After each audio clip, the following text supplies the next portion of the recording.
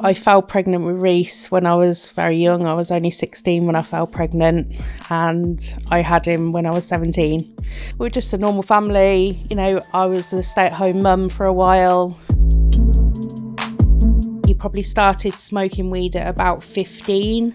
When he was at the skate park, it was just something that all his friends did. They all did it together. I didn't push him too hard because he would just go the opposite way. I got a phone call off his dad saying that Reece owed some money to a dealer. That's what worries me about Reece. He's either going to end up dead or in prison. He said he knew, you know, when you have a gut feeling something bad's going to happen. I mean, he suffers with anxiety anyway, but he couldn't sleep because he felt like something bad was going to happen. Nobody sees the aftermath of it all. Nobody sees me trying to comfort my children when they're crying. Nobody sees my young daughter self-harming because she can't handle what's happened to her brother. And she said it happened so quickly. Everybody was shouting, and the next thing she knew, Reece was on the floor and they'd gone. I was kind of just like pacing because I didn't know what to do or what we're supposed to do. David was still sort of like on the line, he said. And then about 3 o'clock in the morning, my phone started ringing, which I knew something was definitely wrong. There's going to be police come into your house. They're going to come and see you now. Sort of stroked his cheek and he was absolutely freezing cold. And I just felt like I needed to cuddle him. And I couldn't. They wouldn't let me touch him.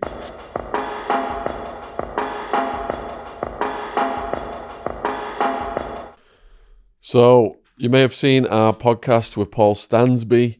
What an amazing guy. Brilliant story. His YouTube channel is getting the recognition it deserves. He is campaigning against knife crime and violence and gangs. He's on an absolute mission. If you watch the podcast, you know his own brother suffered and died at the hands of a London County Lines gang, and his struggle for justice and what he had to go through in the court system. And there are some parallels on the story today with Charlotte. Now, Charlotte has been on Paul Stansby's channel. I couldn't stop watching it. I was so gripped. I was so moved because it just really gives the other side of the story. You know, you hear about knife crime. It's like a statistic in London.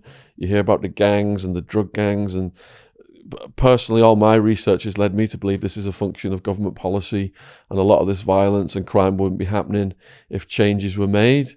But looking at it from the other side then of a mum. Now, some of you heard, what my mum went through when I was incarcerated and heard how, she suffered anxiety and depression and all that kind of thing. But imagine losing your young son, the heartbreak, the trauma, the PTSD, and Charlotte's bravery now. She's such an excellent speaker. She's on this mission, and it's so moving. You're going to go on this journey with us shortly, and it's just a real privilege and an honour for Charlotte to come down and sit with us today and to tell us her story. So huge thank you for coming on, Charlotte. Thank you. Yeah. Welcome. Got a funny feeling this is going to be a really emotional podcast today. Yeah, probably for all of us. Yes. Yeah. Let's just go back then. Just tell us a little bit about your background before we bring Reece into the picture. Like, whereabouts you're from in the country. And Okay. I'm from Rugby, Warwickshire. I'm just a normal girl. Went to high school. I didn't go to college or university. I fell pregnant with Reece when I was very young. I was only 16 when I fell pregnant, and I had him when I was 17. So that sort of chapter of my life, I kind of missed out on all the college and university sort of side of things. How did you and your husband meet? So we just met. I think I was just walking down the street and he was in a car and he popped his head out the window and sort of said, "Do you want a lift?" And I got in the car. Danger stranger. Yeah. Back then we sort of, we didn't really think twice about doing stuff like that. And more innocent, wasn't it? Yeah. I jumped in the car and the rest is history, really. We got together, we had Reece, then we got married when Reece was about 18 months old. And then we had another 2 children together, Josh and Georgia. So we were just a normal family. You know, I was a stay-at-home mum for a while until Georgia was a little bit older. And I like to think that I was a good mum. You know, I gave them everything that they wanted, didn't spoil them, but they never wanted for anything. When Georgia was about 2, I then started working and I decided I wanted a career. It was my turn then to have a career. So I started working in a petrol station just to get my foot in the door, really, and got a bit of retail experience. Then I started working in mobile phone shops and I really enjoyed that. And then I ended up as a manager of a mobile phone shop. And then I went into sales on the road. So got a company car, and then I thought, right, I've made the big time now. I've got a company car, and I was up and down the motorway. And from being a young mum, I really thought that I'd, you know, kind of made something of myself, considering the statistics of, you know, young mums. I was trying to not be the norm, you know. That was really growing up. You know, the kids went to school, they went to a childminder, you know, they just had a normal upbringing in a quiet town. So What was the atmosphere in the house like as they were growing up? Was there sibling rivalry? I had a sister, I had sibling rivalry and stuff like that. I'd say the boys looked after their younger sister. She sometimes got a little bit bullied. They gang up on her. But that's probably made her into the feisty person that she is today. Yep. But yeah, they really got on well. You know, they all stuck up for each other. They'd do stuff together, go out and play together. They just had, you know, it wasn't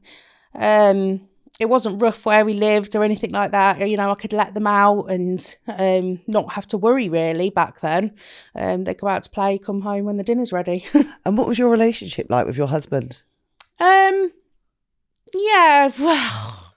I mean, he's an ex now for a reason, so it wasn't all plain sailing. At the time, I mean, I was very young and fell madly in love. And as I got older, I think I realised that he wasn't right for me. And as I got older, I kind of grew out of love with him as I grew.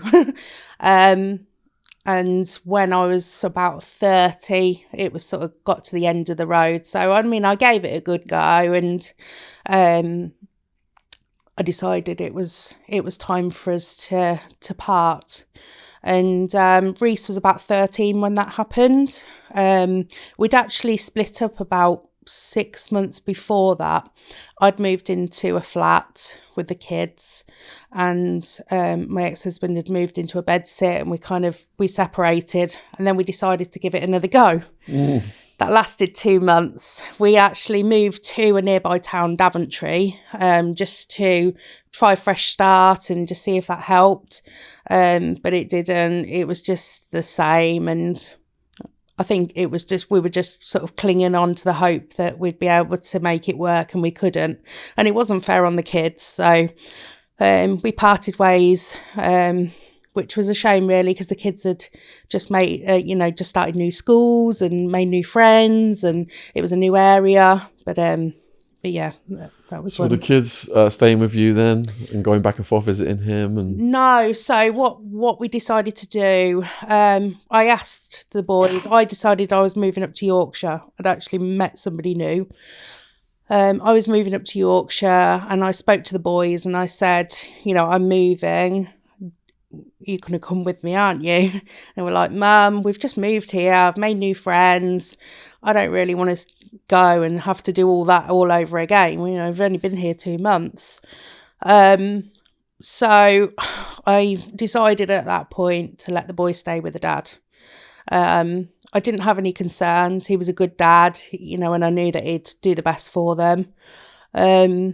And then my daughter Georgia decided she was going to come with me, but I wouldn't have let her stay anyway. She was only 9, and she needed to be with her mum. So not that she wanted to stay with them anyway, but so yeah, she came with me. The boys stayed with their dad, and they came up for weekends, holidays, not every weekend, but a lot of weekends, or I'd go down there and visit.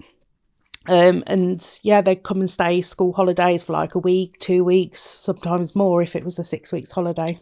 Was that not hard being apart from them? Yeah. I mean, I said to them, at any point, the door is always open. You come and live with me whenever you want to. If you, have a falling out with your dad, you know where I am. And they were happy. They were happy there in Daventry, with their dad. And he did everything for them, took them fishing, took them to the skate park when they wanted to go out on their bike and scooter. And he was a good dad to them. So I didn't have any concerns from that. I didn't think, I want them to come live with me because I'm worried about their welfare or anything like that. They lived in a nice, quiet town with the dad and they were happy. And that's all what mattered to me. I didn't want them to come and live with me and resent me because I thought that's what they would do if I made the move with me. So what was Reece's social life like then? Did he have a girlfriend, and how was he doing? When I moved out, he did have a girlfriend at the time, but to be fair, Reece was really, really popular at school, and he always, I couldn't keep up with his girlfriends. He always had different girlfriends. He was the kind of lad that everybody knew and everybody loved. He used to, for example, he started breakdancing. That was one of his hobbies. He loved breakdancing. He auditioned to go on Britain's Got Talent with the Combat Breakers. Wow. Yeah, they didn't get through, but they did. He auditioned, and that he was proud of that. When you found out about that, how did that make you feel that he'd gone that far? Yeah, really proud. I mean, I went to watch the audition. Well, I wasn't allowed in to watch the audition, but I went with. I was in the waiting room, and I was really proud of him. I mean, he was 13 years old and he was very ambitious like me. He always wanted to better himself or be well known or be famous or something like that. And then he moved on, and then he liked fishing then. And he was really good, and he was always there, always fishing, cooking his bacon sandwiches on the, side of the river. And, it was just something that he was really, really, he was one of these kids that no matter what he did, he was always brilliant at it. And then he moved on to BMX, and he loved his bike, and he started doing all these tricks, started to go and, spending all his time there, every spare minute. And I think it was his aim to be better than everybody else, because I know if I was him, that's what I would have been like, so... Was he putting content online, doing tricks and stuff like that? Yeah, there's loads and loads. If you put Reece Ottaway into YouTube, there's absolutely loads of BMX videos of him doing, as a mum, it used to make me cringe because at the beginning of the videos, he'd always put the outtakes of the stunts that have gone wrong. Right. And, how he landed on his back like that and not hurt himself or ended up in hospital, some of the things I'm like, oh my God, I can't watch this. He was just so good at it. So I was so proud of him. He ended up getting sponsored as well. And I think if he would have carried on doing it, he would have ended up being professional. So you were aware of all of his activities while you were living apart, what he was up to? I would say 90%. He would tell me what he wanted me to know. And one thing that used to annoy me about his dad is that if Reece didn't want me to know something, he would make sure his dad didn't tell me. So he kind of had him on side like that. And that used to annoy me because I used to have to rely on maybe Josh telling me or me finding out from somebody else, who lived in the same town or something like that. So that was quite annoying. When did he start getting into weed? I imagine that he hid it from you in the beginning, but you're probably aware more now of what he was. Yeah, I mean, from what I've been told, he probably started smoking weed at about 15. When he was at the skate park, it was just something that all his friends did. They all did it together. And I wasn't happy about that. but I thought that he would maybe just grow out of it. As a child, a teenager myself, I tried weed. I think a lot of people have done it. If they were honest with themselves, they've done. And I thought he would be the same as me and just think, oh, there's better things to life than this. And how do you know he was doing it? I can't even remember who told me. I think he might have even told me himself.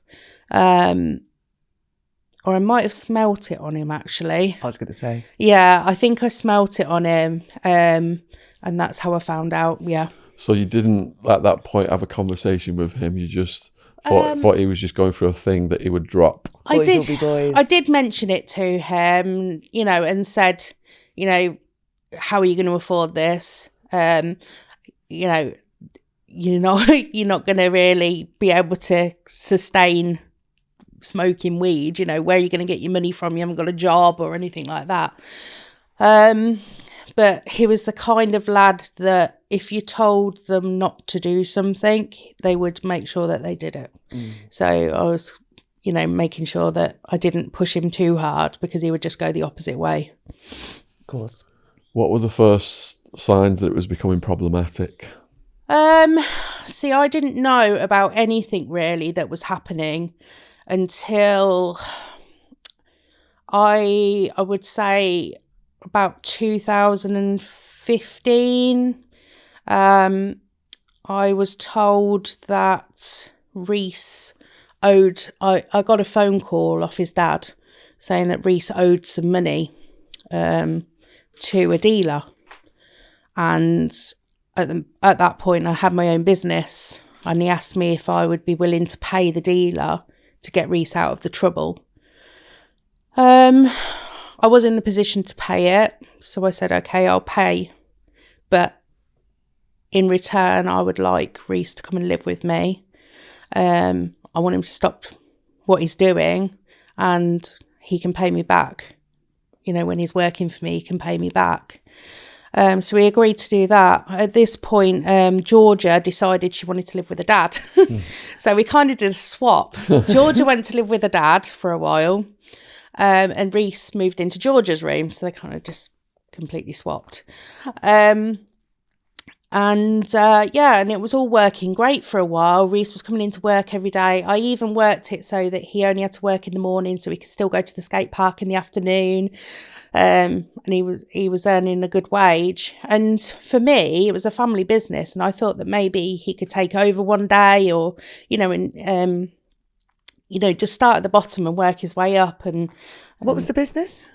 We had a manufacturing company, so we made a baby product called Poddle Pod. What? Yeah. It was a baby snuggle nest that was designed around my youngest son, Deacon. And it had a hammock in the middle, and when you place the baby in, the sides pulled in, and it made them feel like they were being cradled in your arms. Oh, how sweet. Yeah. So yeah, Reece used to fill. We used to have a big filling machine. We used to put all the fibre into it was essentially like a pillow with a hammock in the centre, and he used to put all the filling into the centre for us using the machine. That was his job. Just going back a bit then, you said you came up with that solution, and it seemed to be working. But when he initially contacted you, or you found out about this debt, I imagine before you settled down into that agreement that you might have had a reaction. Like, my son's got this debt, what the bloody hell's going on, kind of. Yeah, I would like to say I was shocked, but I think deep down I really knew that him smoking weed and spending all that time at the skate park and the people he was hanging around with, I think I knew deep down something like this was going to happen, or I don't remember ever thinking, oh my goodness, this is so out of character or anything like that. I kind of just took it on the chin, and I think I expected it. How much was it? That's what she's about. Yeah. I think it was, off the top of my head, about £650. So it wasn't a major amount. That's quite a lot for weed. Yeah, for the age of him. I think by this time he was about 16 or 17. maybe 18. And were they threatening him with violence if... Not as far as I know, but again, I was kept out of that sort of thing. I think Reece didn't want to tell me, didn't want to worry me, didn't want to... he knew that I got my own business and I was trying to make something of myself, and I don't think he wanted to bring that kind of life into my life. You know, he wanted to keep it separate. Definitely. All right, so he's with you now then, and things seem to be going okay. Yeah, well, in the meantime as well, I'd had 2 of the children. I'd got married to my husband Lee, and we'd had 2 of the children. So we got Lily May and Deacon, so Reece's younger siblings. Yeah, it was great. He was living with us and he's getting on great. I've got videos of him playing in the garden with his little brother. He used to go on great with his youngest brother. They were like 2 peas in a pod. And Deacon, he looks exactly like Reece. He acts like Reece. He is a mini Reece, really is. Yeah. They used to get on great. So yeah, Reece was living with you. Yeah. Yeah. Doing all right? Yeah, it was absolutely fine. He was going out. He was still going out with his friends in the evening. They'd come and pick him up and they'd go off, probably smoke some weed, come back. I think at one point near the end, he actually had a girlfriend staying over as well. So I knew that he had a girlfriend at the time and he seemed happy. You know, I was really, really shocked the day that he never turned up at work and had left. He hadn't even taken anything. Everything was still in his room. It was really weird, like he'd gone missing. But I'd been told that he'd moved back to Daventry. He hadn't gone to his dad's. He'd gone to stay at a friend's. So what year was that and how old was he? I think that must have been about 2015. And he was born in 95, so... 20. Yeah, he was 20 by then. So did you then make some calls and try and find out where the hell he's gone? Yeah, so I think I called his dad. I think that was my first stop. And I think he didn't know to begin with and made some calls. Probably spoke to Reece because Reece wasn't answering his phone to me because he wouldn't want to tell me what's happening. So I think he told his dad, and then his dad rang me back and said, "Oh, he's staying at Taylor's, his friend. He's staying at Taylor's for a while." And I thought, okay. And then when I did finally speak to Reece, he said that he was missing his friends, missing his, the town he lived in, and he just wanted to be back there. And how did that make you feel? I was upset, mainly because I enjoyed having him living with us. I loved having that family life with him there. And I was worried that he was going to then start dealing again, being back in Daventry and having all those people around him again. It was a real worry. Wow. And is that what happened? That is what happened. So he was living on his mate's sofa. He then, I think he put his name down on the council, or his dad helped him put his name down on the council. I don't think he wanted to go back and live with his dad at that point. And he got a brand new council flat. Yeah, brand new. It was lovely, really, really nice. I was, so happy for him. At that point, I had a van for the business, so he needed a cooker. I went and picked a cooker up for him, bought it for him, took it over. Everybody pitched in with little bits of furniture for him because it was his first place of his own, and it was really, really nice flat. I was so pleased for him. What did you think he did for work at this time? At that point, I believe he told me he was doing training to be a paint sprayer on cars, and I think he was doing that on and off. But I believe that company closed down, and then he didn't have any work after that. I know that he was still smoking weed because you can smell it. I could smell it on him straight away. But he was really heavily into still riding his BMX. He spent a lot of time doing that.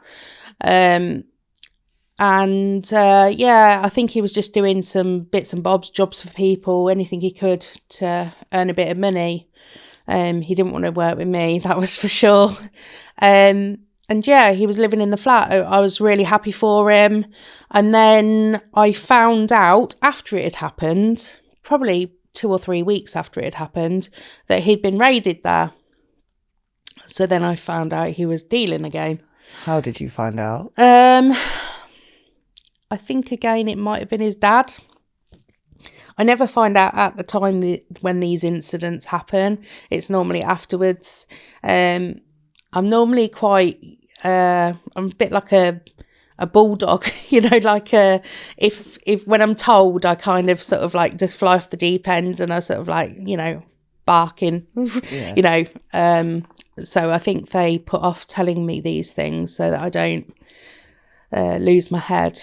And I found out that he'd been raided. He'd left that flat. And then he was living in a flat in Weedon, which is between Northampton and Daventry. He'd got a flat there. This wasn't a council flat, it was just a privately rented flat. So I was relieved that he was living there and he had a roof over his head. I was obviously upset that he'd been raided. That was twice. And I'd gone over to visit him a few times at that flat, but, it smelled of weed, and I'm not really keen on the smell and things like that. So I didn't really go off.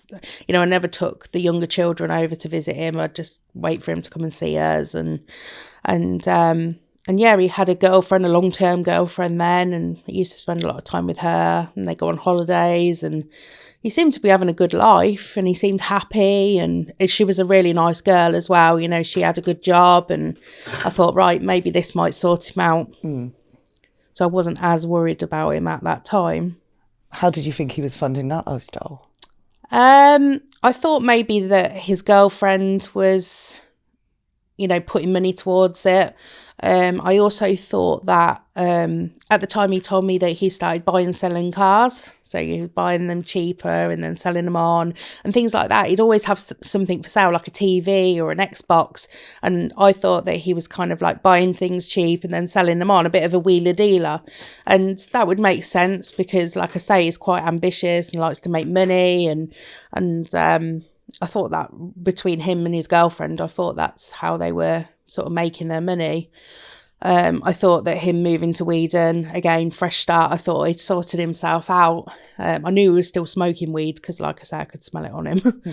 And his girlfriend smoked weed as well. So, but yeah, and then I found out again after the incident that he'd gone to court. And this was to do with drugs. I don't know if they were found on him or something like that. Again, I was kept in the dark.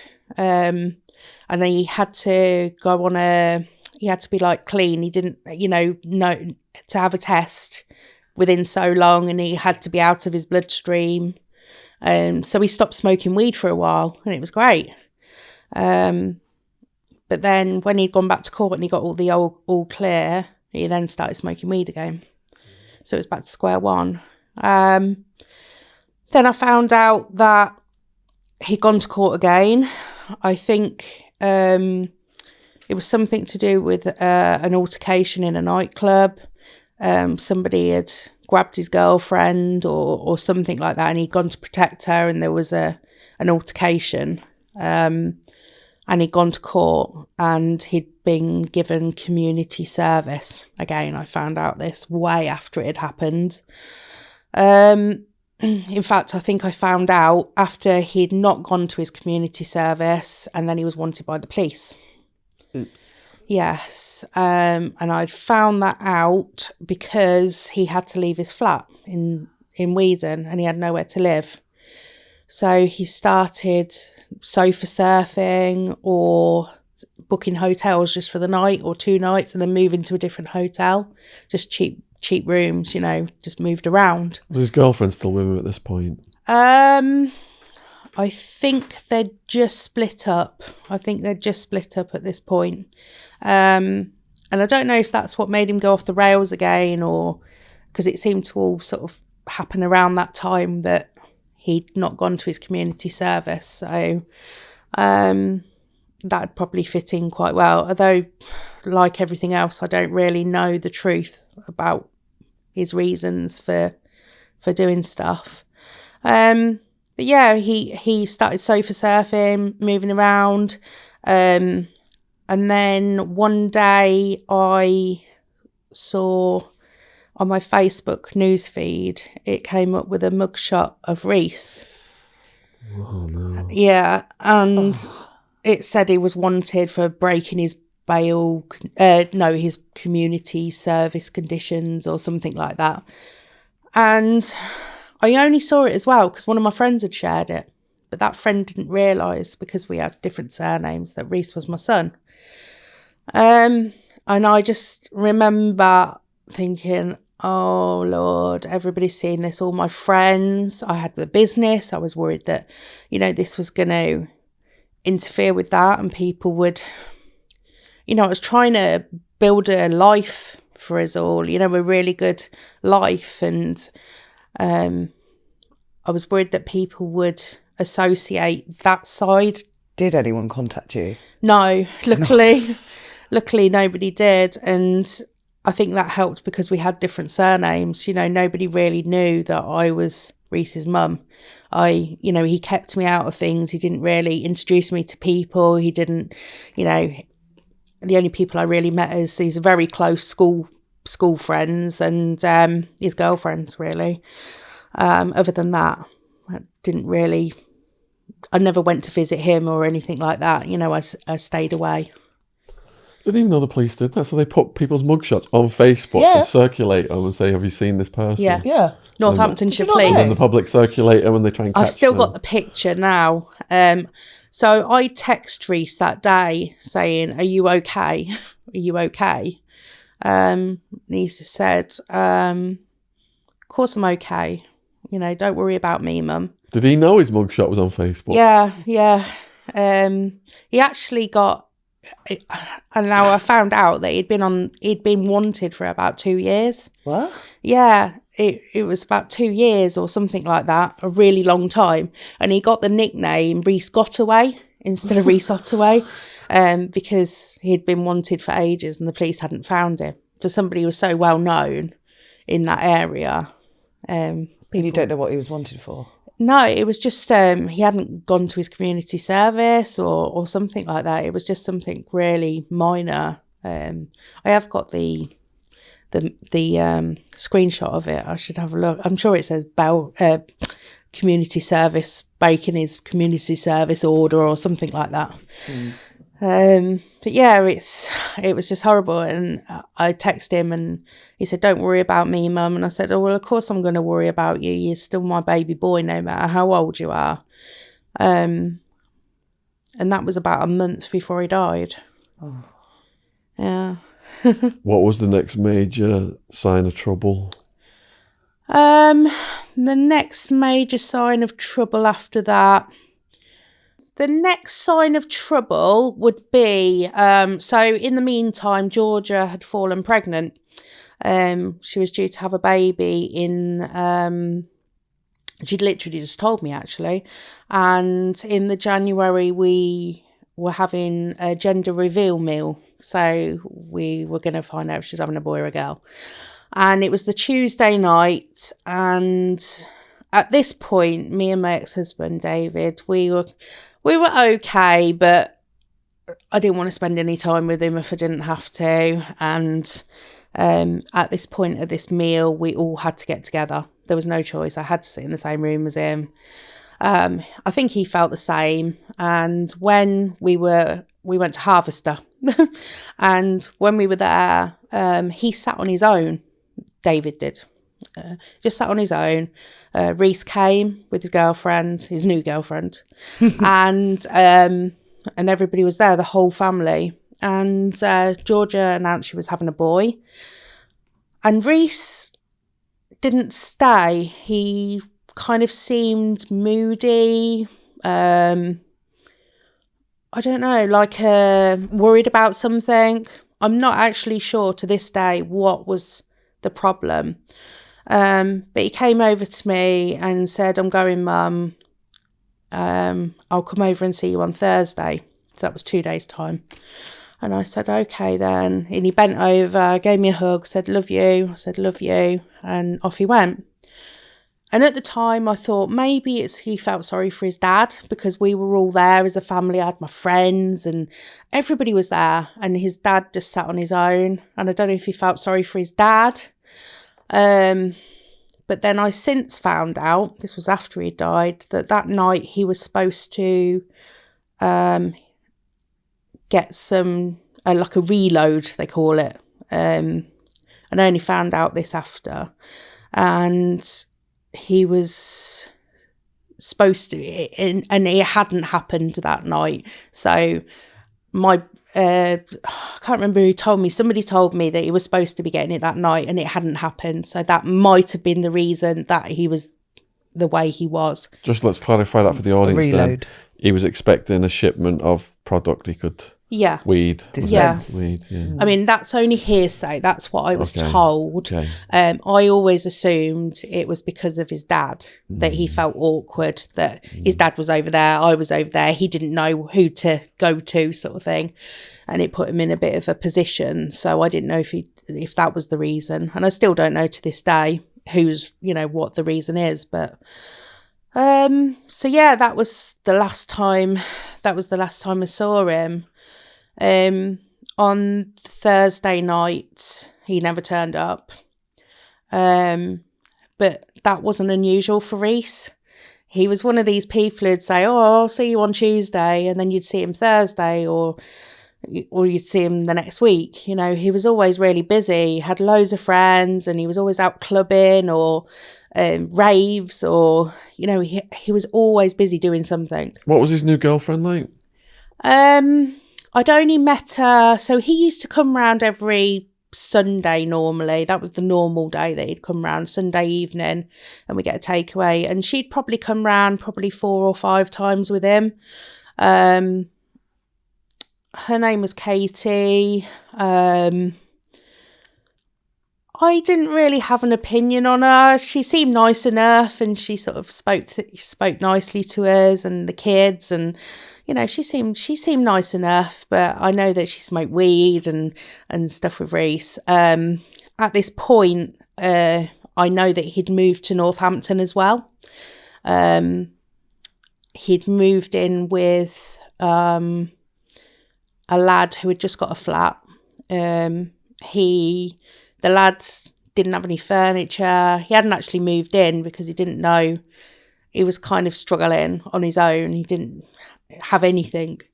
Reece furnished the place, was paying the rent, was making sure that this lad was getting up for appointments, like with the job centre or for work or whatever he was doing at the time.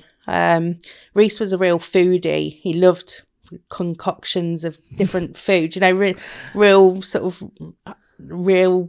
He was into bagels and like loaded bagels and things like that. And he would make sure that this lad was fed and his clothes were washed, and the basic things to live. He would make sure this lad had been in care, and he was really taking care of him. Yeah. And that's what Reece did with everybody. He always made sure that, if they didn't have any money, he'd lend it them, and I think that's why he was so liked, because he was this person people could depend on. Everybody loved him. At the skate park, he'd help little kids, who were struggling with a scooter or bike. He'd teach them stuff. And even to this day, people... where did I go? I went to get some dog food the other day, of all things. And we were talking about, to the lad who worked there. He was a young lad, probably about Reece's age. And we just mentioned about Reece, and he knew him. Everybody knew him. We didn't actually know him to speak to, but he says, I know of Reece. And everybody said what a great lad he was. And, I saw him out when we was at clubs, and he was always smiling, happy with a bottle of vodka in his hand or what have you. He was a nice guy, and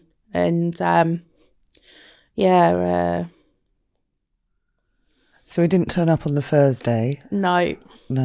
I said to my husband, so Reece hasn't turned up again. he said, well, are you surprised? you know, this is like Reece. I said, no, yeah, I suppose. Did you get that mother's instinct? Yeah, I didn't feel right. My husband, he said that night he didn't feel right. There was something wrong. He couldn't sleep. He said he knew, when you have a gut feeling something bad's going to happen. I mean, he suffers with anxiety anyway, but he couldn't sleep because he felt like something bad was going to happen. And also a few days before that, the Sunday before, I had a friend over and we were talking about Reece because she was working somewhere, and a friend who worked there, her son had been murdered. And we were just talking about it casually. She says, oh, there's this girl I work with and her son had been murdered years before.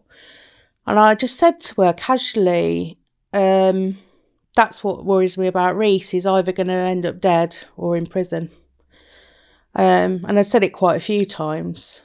And then went to bed that night. And then about 3 o'clock in the morning, my phone started ringing, which I knew something was definitely wrong because my phone's on Do Not Disturb. So people have got to phone a few times for it to actually start ringing. And it was my ex-husband. So I immediately just thought, Reece has been caught. He was wanted. He's been caught. He's going to prison. That's what he's ringing to tell me. And that's what I was expecting him to say, but he didn't. He was just all flustered and said, Reece is gone. Reece has passed away. And I was just like, I was kind of like, this is wrong. They've got the wrong person. This won't be Reece because everybody loves Reece. I didn't know one person who didn't like him. And he said he's gone. He's passed away. And I said, no, they can check his tattoos. I bet you it's not him. He said it is him. They've checked. He's got your tattoo on there because he had a tattoo what said mum. And my date of birth. And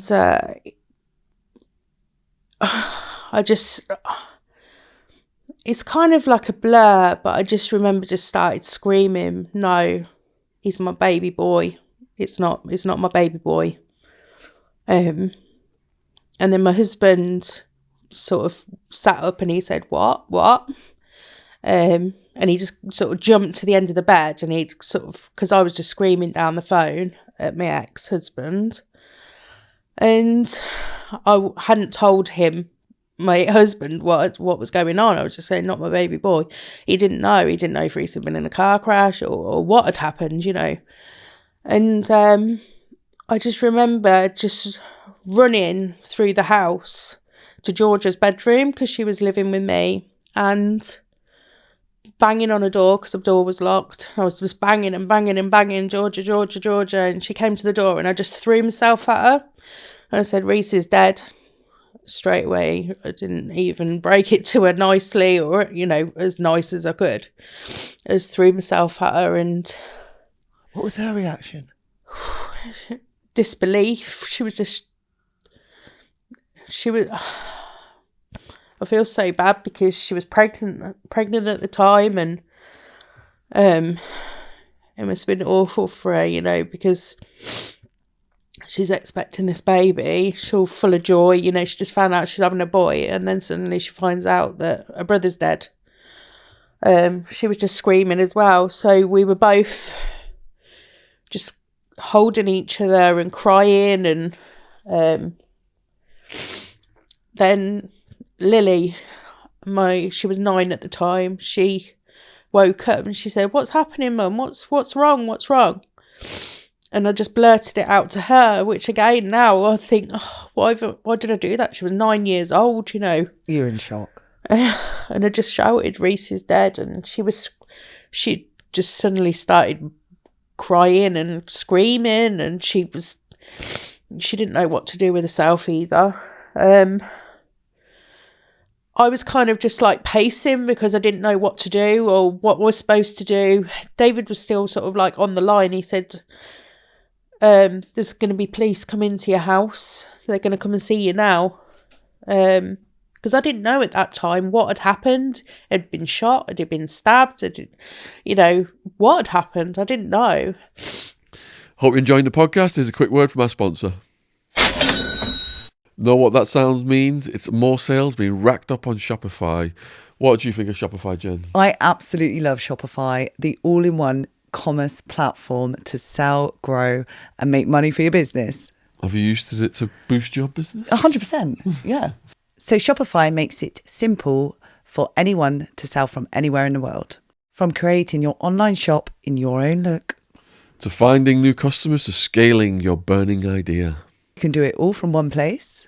With no need for skills in design or coding. It's how every minute of every day a new seller makes their first sale with Shopify, and you can join them. So what is your favourite UK-based business that's found success with Shopify? It's got to be Gymshark. They have grown massively thanks to Shopify. Now it's your turn to start selling today with Shopify for free. And thanks to 24/7 support, Shopify is there to help you every step of the way. Sign up for a free 14-day trial at shopify.co.uk/Sean, SHAUN. Go to shopify.co.uk/Sean right now to grow your business today. So that's shopify.co.uk/Sean, SHAUN. Thank you for supporting our sponsor. And nor did he either. My ex-husband, he didn't know at that point. They hadn't told him. I asked my ex-husband for his girlfriend's number. And I rang her. She was at the hospital. She'd only just found out that Reece was dead, because she'd been taken to hospital, because she had a knife wound on her ear. So she had to have all her ears stitched. Because they'd attacked her as well. She was there in the flat.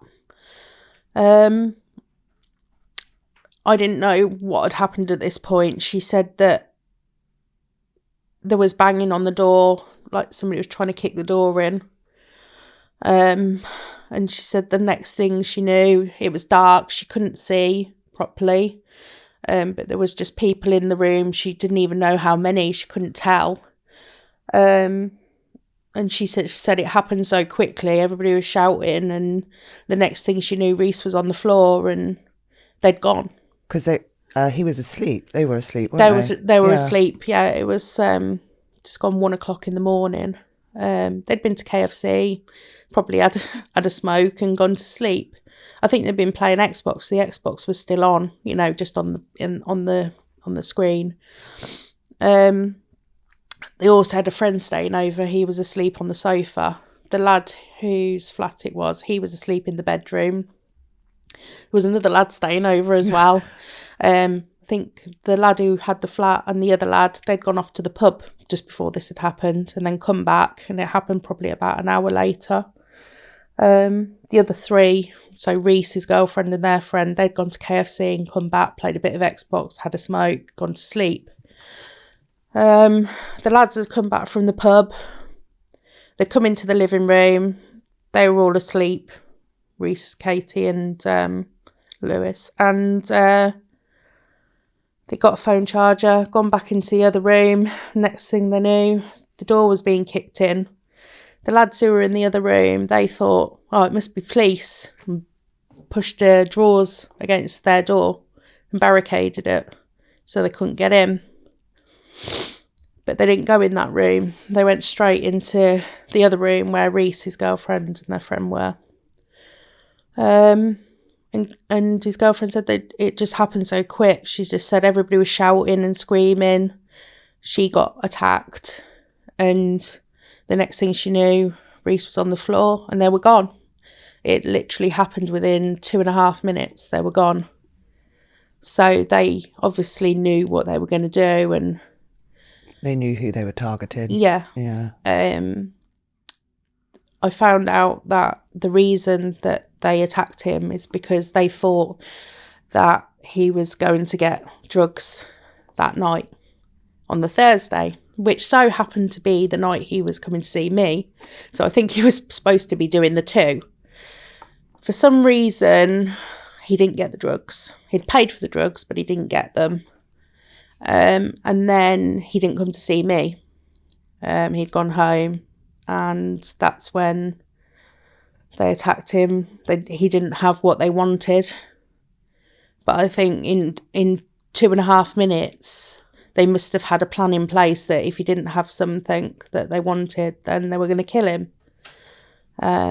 Because I don't see how in 2.5 minutes they could come to the conclusion that, you know, I mean, even if they went in and said, you know, where's the drugs? And he said, I haven't got any. Surely they would have searched the place, or, I mean, he wouldn't have said, oh, here you go, here's the drugs. They would have, you know, he would have put up a fight. You know, he wouldn't have just handed it over.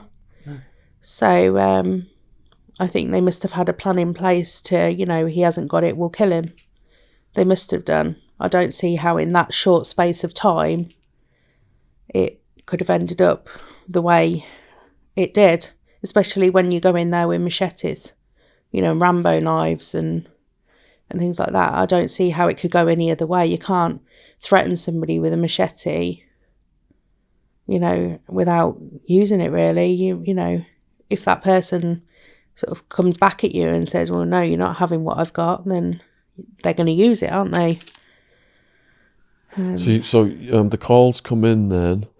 What happens next then? Do the police come to you? Do you go to hospital? Or? So I had a policeman come and see me. I feel sorry for the guy because he didn't know anything. I literally sat there and I said, well, what's happened? He said, I don't actually know. I've just been sent. I've basically just been sent here. I'll try and find out for you. And he couldn't really find anything out. So, because I was saying, has he been shot? Has he been stabbed? Did you know at that point he'd been murdered? Yes. Yeah. At that point, I knew he'd been murdered, but I didn't know how. It was only his girlfriend that said he'd been stabbed. It was his girlfriend who told me over the phone. She just kept saying, I'm really, really sorry. I'm really, really sorry. I think actually she was on the phone to me when the police were there. You know, when that policeman was there, it was all happening around the same time. You know, it's all a bit of a blur, really, of everything that happened that day. It was all... Do you think protecting her, he put himself at the front of the situation? I think so. This is what frustrates me more than anything, is I don't actually know what happened in there because they all said no comment. Unless one of them owns up, or two of them, or what have you, I'm never ever going to know the truth, and I'm always going to have this jigsaw puzzle muddled up in my head of what happened to my boy, and that hurts and angers me, and really angers me. So did you go to the hospital or speak to the girlfriend again to get more details? Or? So I wasn't allowed to go to the hospital. Reece wasn't at the hospital. They said that he was at the flat and he'd died at the scene. I think the attack was at 1:20 in the morning, and I think by 2:30 he'd passed away. You know, so that was so all. He was alive for quite a long time. I don't actually know if they were just working on him for that time, and you know, for quite a while, trying to save him, or I don't actually know. This is again, I don't actually know how long it took for the ambulance to get there. I know that the police were there before the ambulance, and they had a body cam on, and I was warned that I may have to see the footage in court. But luckily they didn't play it, because that was a really difficult decision for me. Do I watch that and see the last moments of his life, or do I just not watch it and then wonder? I didn't know what to do. I was kind of debating. I So yeah, the police came and went. I got a call from a family liaison officer at this point. I think it was difficult for them because me and his dad were separated, so they had to go to him, then come to us. Every time they were delivering news or asking questions, it was always they were having to go to both of us in 2 different towns. So it's not like we was even near each other. And he just said that they would be coming to me later that day, that Reece was still at the flat, and he would have to stay there for a while because of Crime scene. Because of it being a crime scene. Yeah. And I just remember thinking he's laying there, and I just wanted to go and be with him, but I wasn't allowed, obviously. I don't know why I felt like I needed to be there, because I wouldn't have been able to help him or do anything. But they said he'd have to stay there. They said they'd come and see me later on that day because it was the early hours in the morning. And I remember trying to ring my brother, my youngest brother, Danny, because he was very, very close with Reece. Like, they were like brothers. He was only 7 when Reece was born, so they grew up like brothers. Danny came to live with me for a little while when he was a teenager because he was giving my mum a load of grief. So she sent him to me to sort him out. And they shared a bedroom. They were really, really, really close. It was like I had another child, really, with my brother Danny. And I rang him and I couldn't get through, and I was pulling my hair out literally because I really wanted to talk to my brother out of everybody, because I know that he would have probably seen Reece the day before. And I thought I might get some answers. So I sent Georgia to his house to wake him up because I couldn't get through to him, and he came straight away. And I think that's the first time I've seen my brother cry, as an adult, because he's one of these people who don't show their emotions at all. He's very straight, and he was absolutely devastated. But he said to me, I know who did this, straight away. So Danny smokes weed as well, has done for years and years.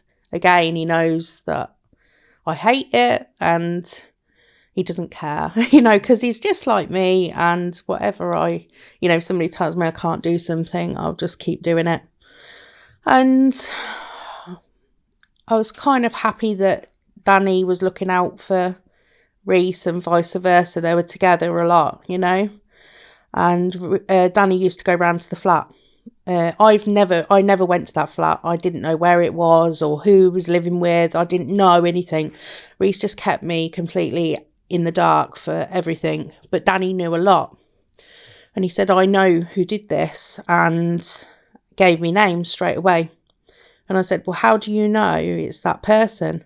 He said, because he had been round that flat when so we'll give you an example. Yeah. So my brother gave a name straight away, and he said the reason for that name was that he was round that flat probably a week before. My brother didn't like the look of him. He said there was just something about him, and also that he had a reputation for stabbing. And he'd not long come out of prison for stabbing somebody. And my brother is a pretty good judge of character, and he said to Reece, I don't like that person. Just watch yourself around him. You can't trust him. Just be careful. And Reece was like, no, he's fine. He's, I know him, he's all right. And then Reece was very naive and thought everybody loved him, and I don't think he thought anybody would do that to him. Sounds like that individual was casing out.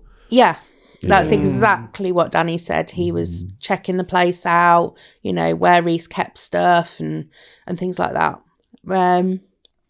So he gave me that name, and when the family liaison officer came, my brother gave that name straight away and said, check this person out, he's been round that flat. He's very dodgy.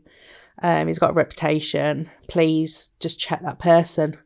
And I just remember sitting there thinking, there's no way they're going to catch these people. They came in, they were all hooded up, and, it was in the middle of the night. Nobody could see anything.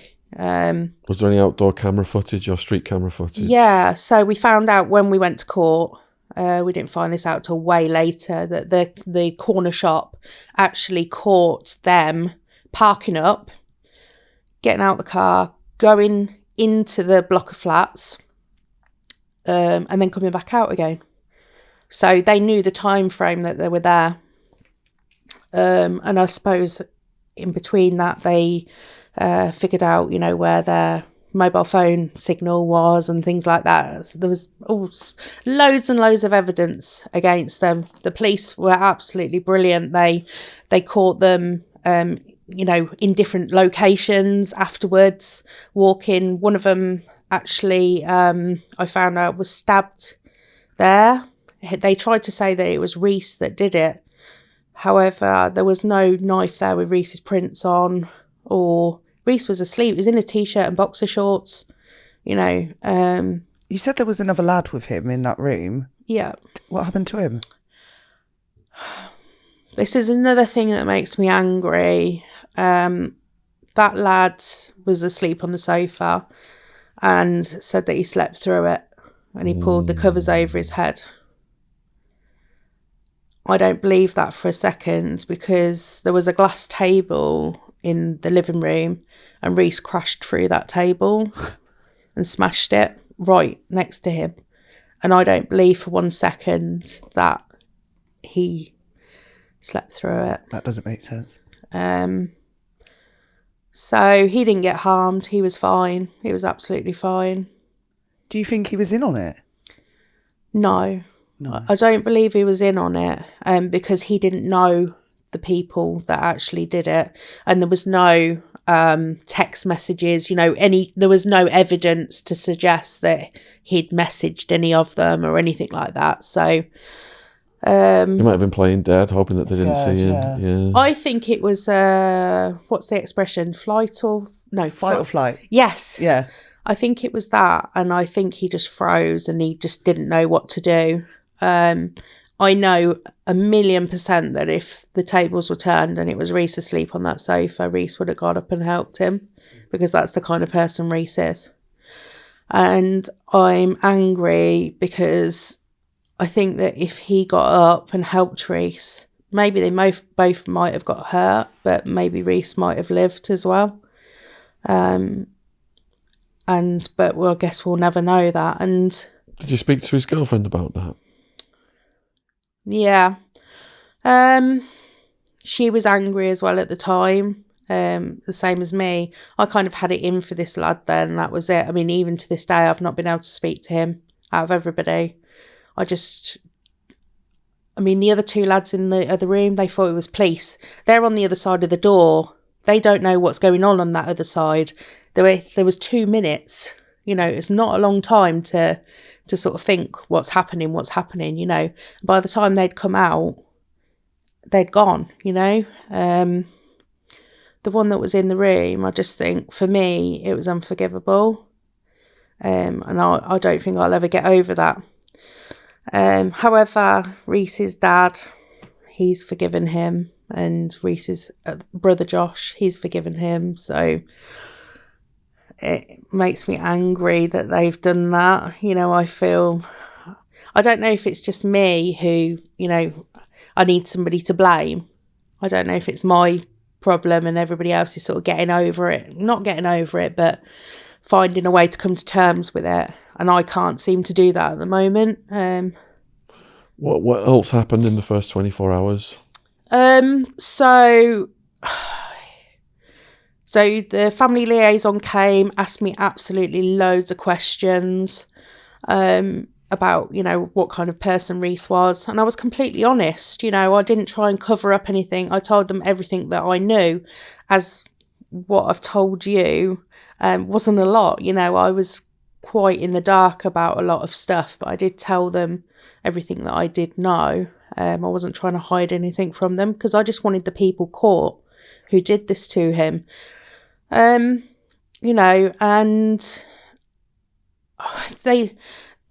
I just remember them saying to me that Reece was still on the floor and, still there. And this was like in the late afternoon. And it was really that, more than anything, was really upsetting me at that point, because I was thinking, why is he still on the floor? He's going to be uncomfortable and stuff like that. And but then he got a phone call and said, right, they're moving Reece. They're taking him to Leicester Royal Infirmary. So they told me where he was going. And then pretty much they left after that. They said, they're making inquiries and I think it was the next day they actually arrested some people. The family liaison officer, he was really, really good with us and kept us informed all the time. He was round all the time. He was really, really good with us. And yeah, they arrested some people a couple of days later, and they wouldn't tell who it was. They wasn't allowed to. Did you have a feeling who it was? I had a feeling it was the person that my brother said. So I don't think my brother would have said it was somebody if it, an innocent person. If I think he knew deep down that it had something to do with him. And it was just over the weekend there was nothing. It was just like, right, your son has died, and kind of apart from the police popping in, I didn't know what to do with myself. And it was the following day I rang his dad and I said, look, Reece's car is in a lockup. Why don't we get his car? Let's get his car and get it back to my house, and we'll get his car. We'll do what he wanted to do to it. He was in the middle of restoring it, and it was just a bare shell.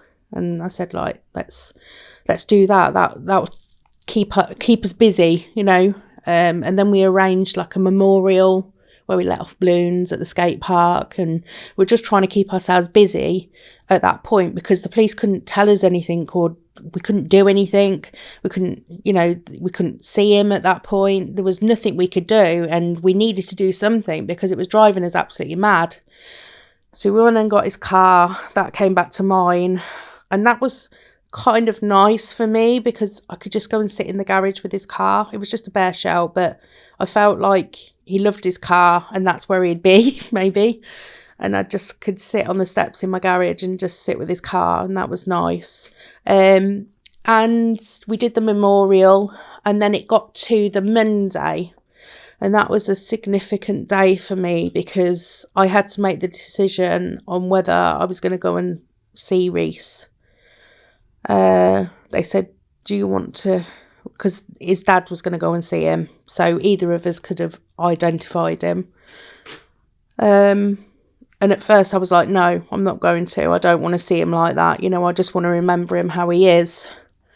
But then I thought, well, if I don't go and see him, I'm always going to wonder, and his dad will have seen him and I wouldn't have seen him. And it was just going round in my head, and I thought, right, I'm going to have to do it. I'm going to have to go and see him and say goodbye.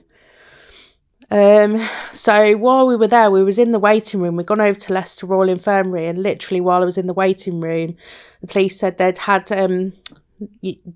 arrested more people. The time had been extended, that they could keep them in there so they can keep questioning them.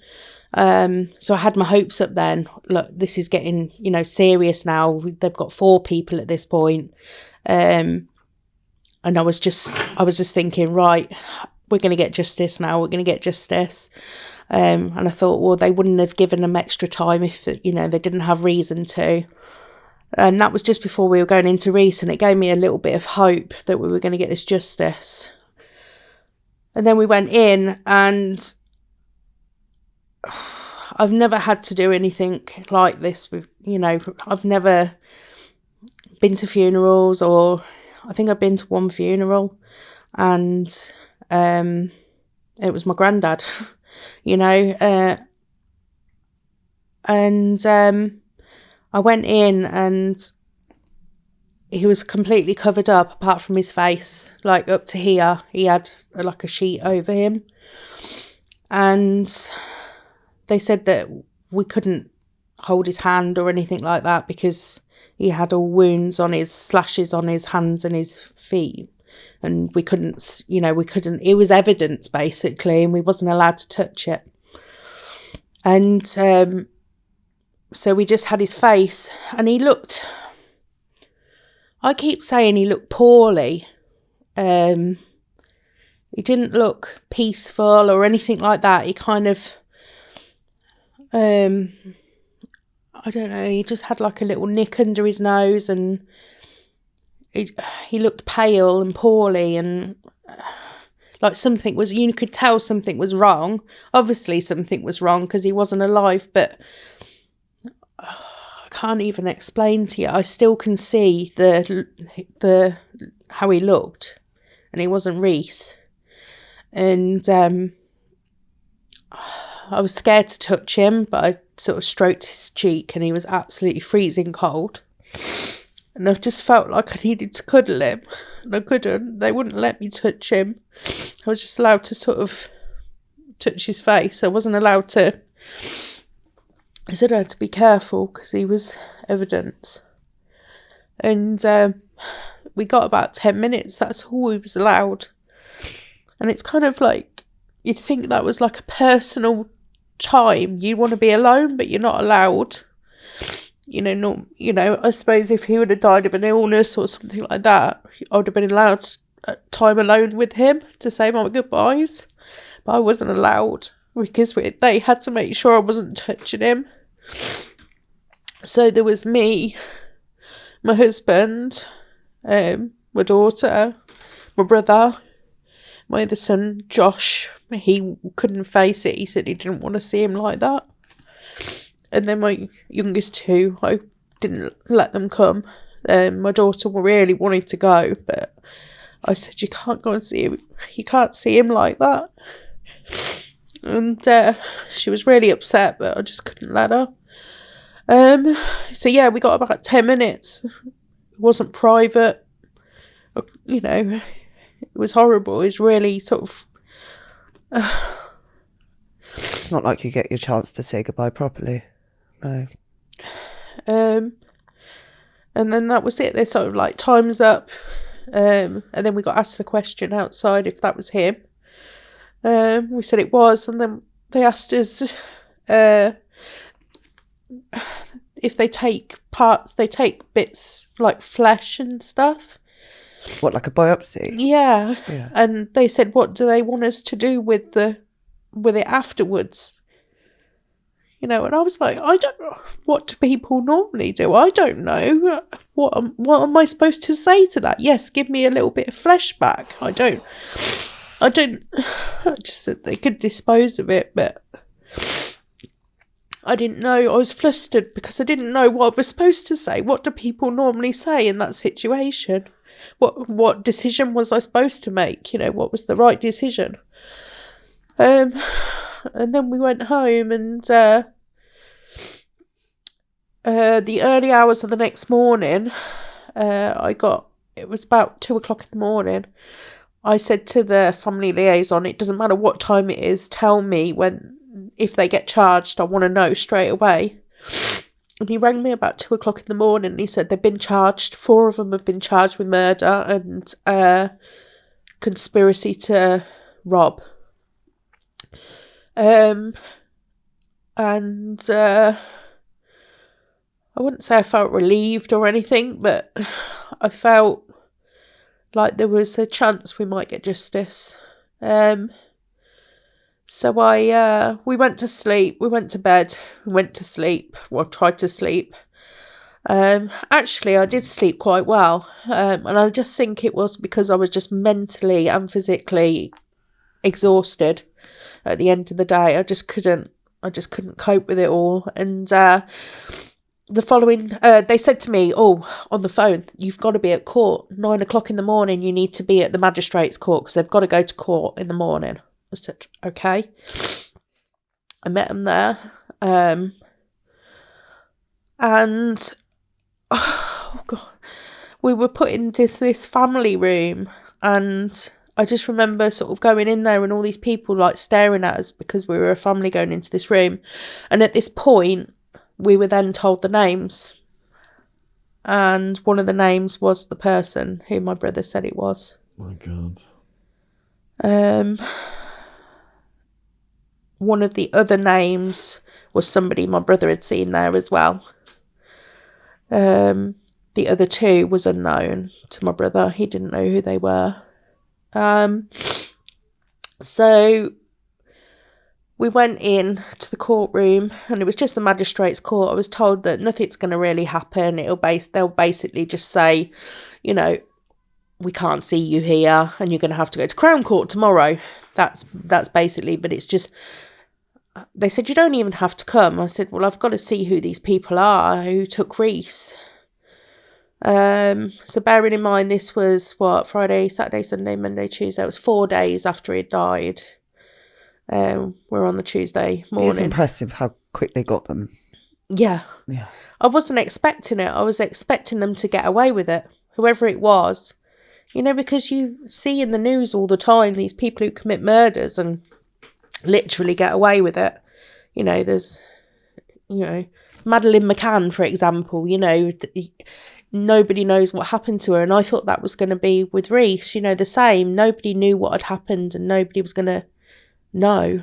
And I was really shocked that I was sitting in this courtroom. And they bought 3 of them out in one go. And they were there right in front of me. And I was shaking and I didn't know what to... and you're not allowed to... When you go into court, I was warned that you've got to stay calm. You can't shout at them. You can't do anything. You've got to stay calm. And I was fine. And then I sat there... And then their family members were coming in and they were placed near us in seats.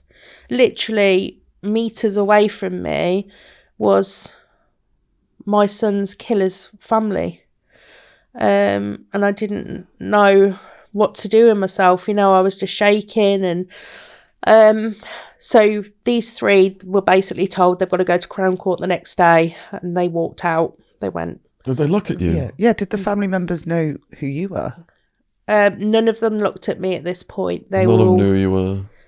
I think they probably did because I was the one shaking and crying in the corner, but they wouldn't look at me. They, at that point, I think they just didn't want to face me, and vice versa. I knew they were there and I kept looking and I just wanted to try and stay calm.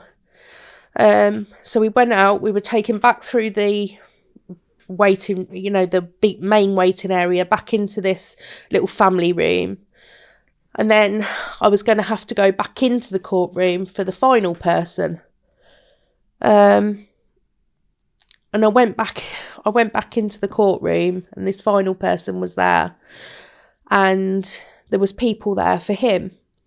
And at this point, I think I just completely lost it.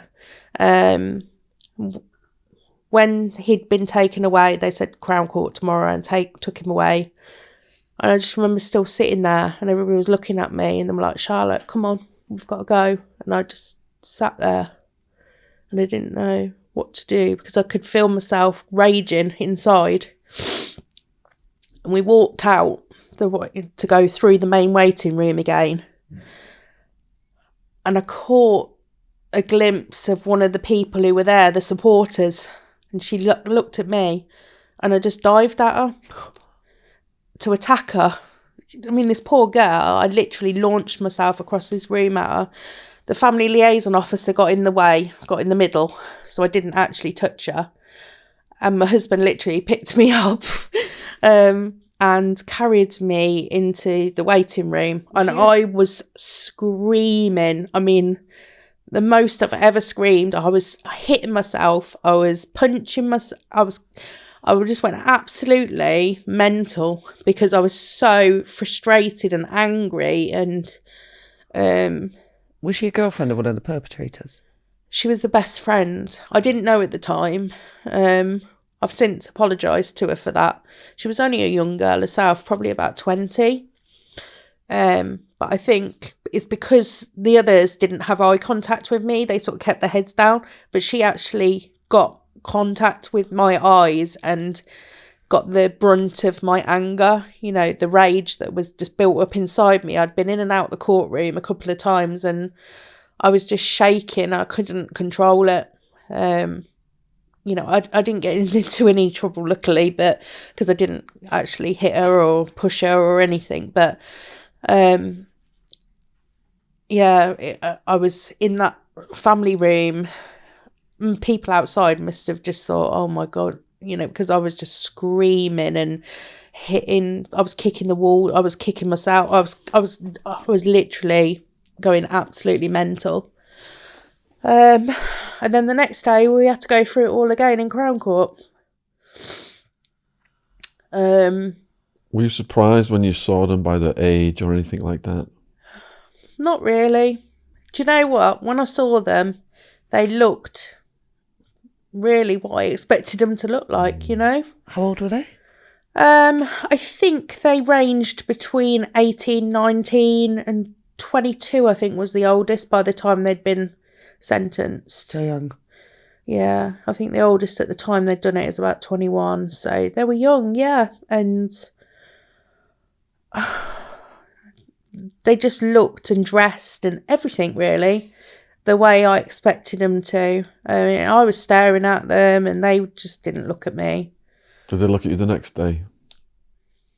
No. I don't think we mentioned how many times Reece was stabbed.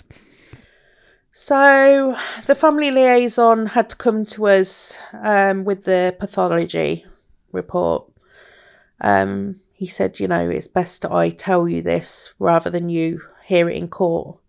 And they said that he'd been stabbed. He had 22 knife-related injuries, so that can include slashes or stab wounds. But 3 of those were fatal. From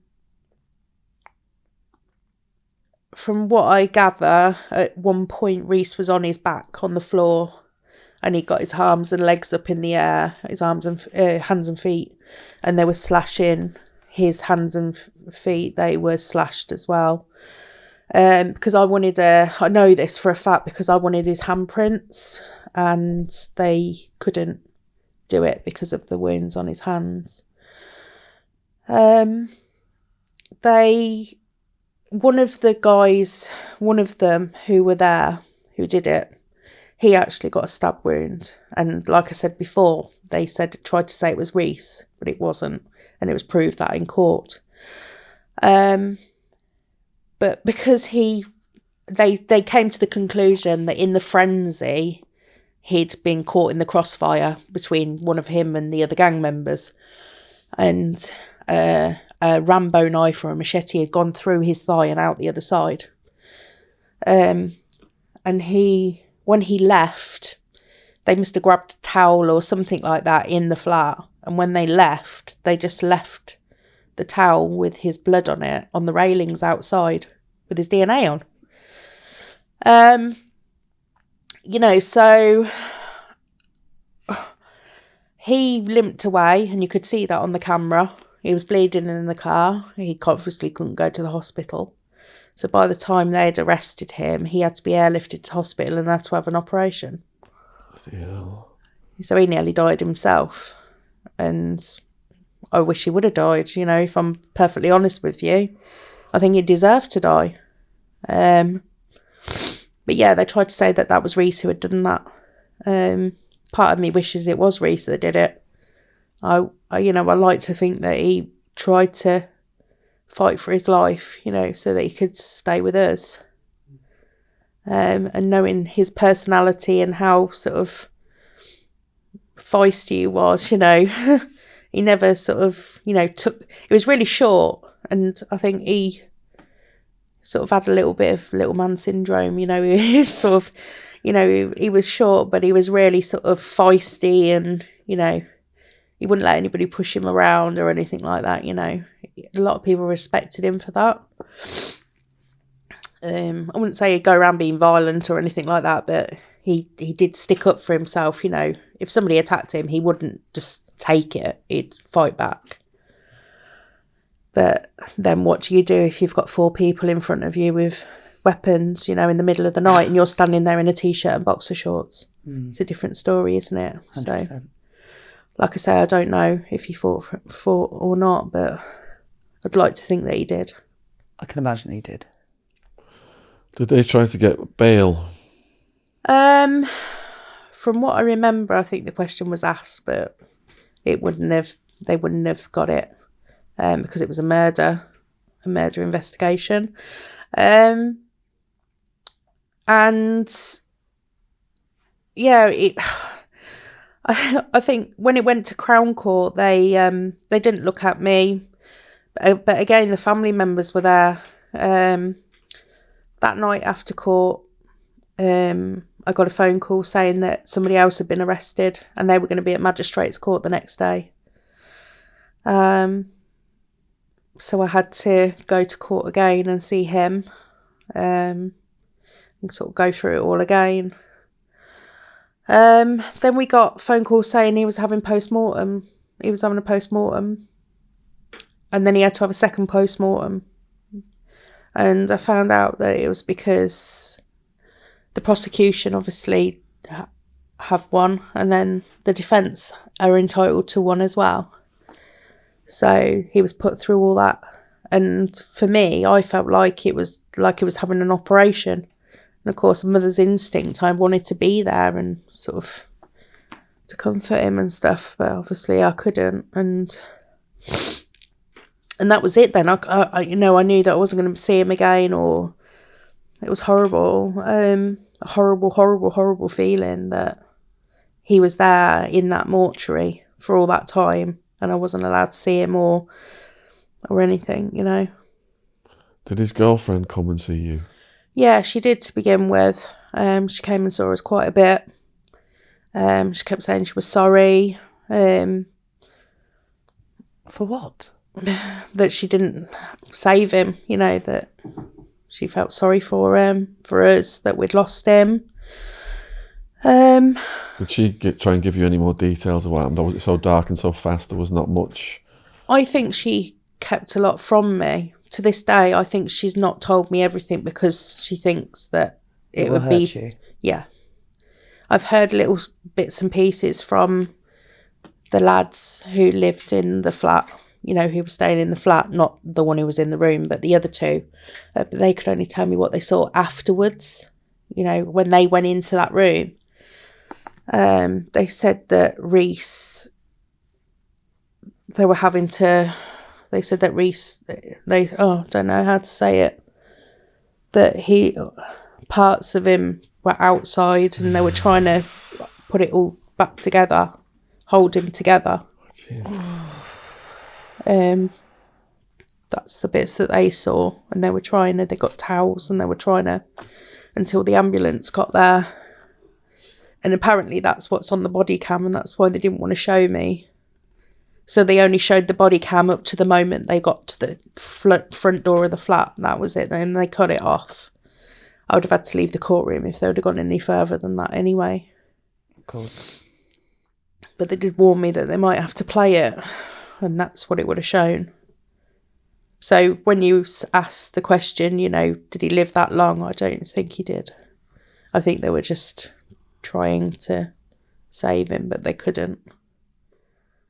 So did the prosecutor tell you, like, these guys, we're going to have to take them all to trial and there's going to be preparation for a trial and things like that? Yeah. The family liaison, they give you a big book and sort of, you know, to prepare you for what's going to happen after murder or manslaughter, you know, and you just work through this book, and I never, to be honest, read it. He was really good, and he gave us loads of information and sort of prepped us on what was going to happen. And there was loads of pre-trials, you don't just go straight to trial. It takes ages, there's loads of things. They have to wait for the evidence to be put in, and then they have to wait for statements to be put in. And one of them was diagnosed with ADHD, so he had to have somebody helping him in the courtroom, so that all had to be arranged. And it was just I at this point I befriended another mum whose son had been murdered the year before Reece, and she was a real big help to me. She talked me through the trial, not from a family liaison's point of view, but from a mum's point of view, what to expect, what's going to happen, and the best way to conduct myself when I'm there from a mum's point of view, because I'm going to see and hear so many things that are going to upset me, but you're not allowed to show any emotion, otherwise you'll be removed from the courtroom, because you don't want to be seen as influencing the jury.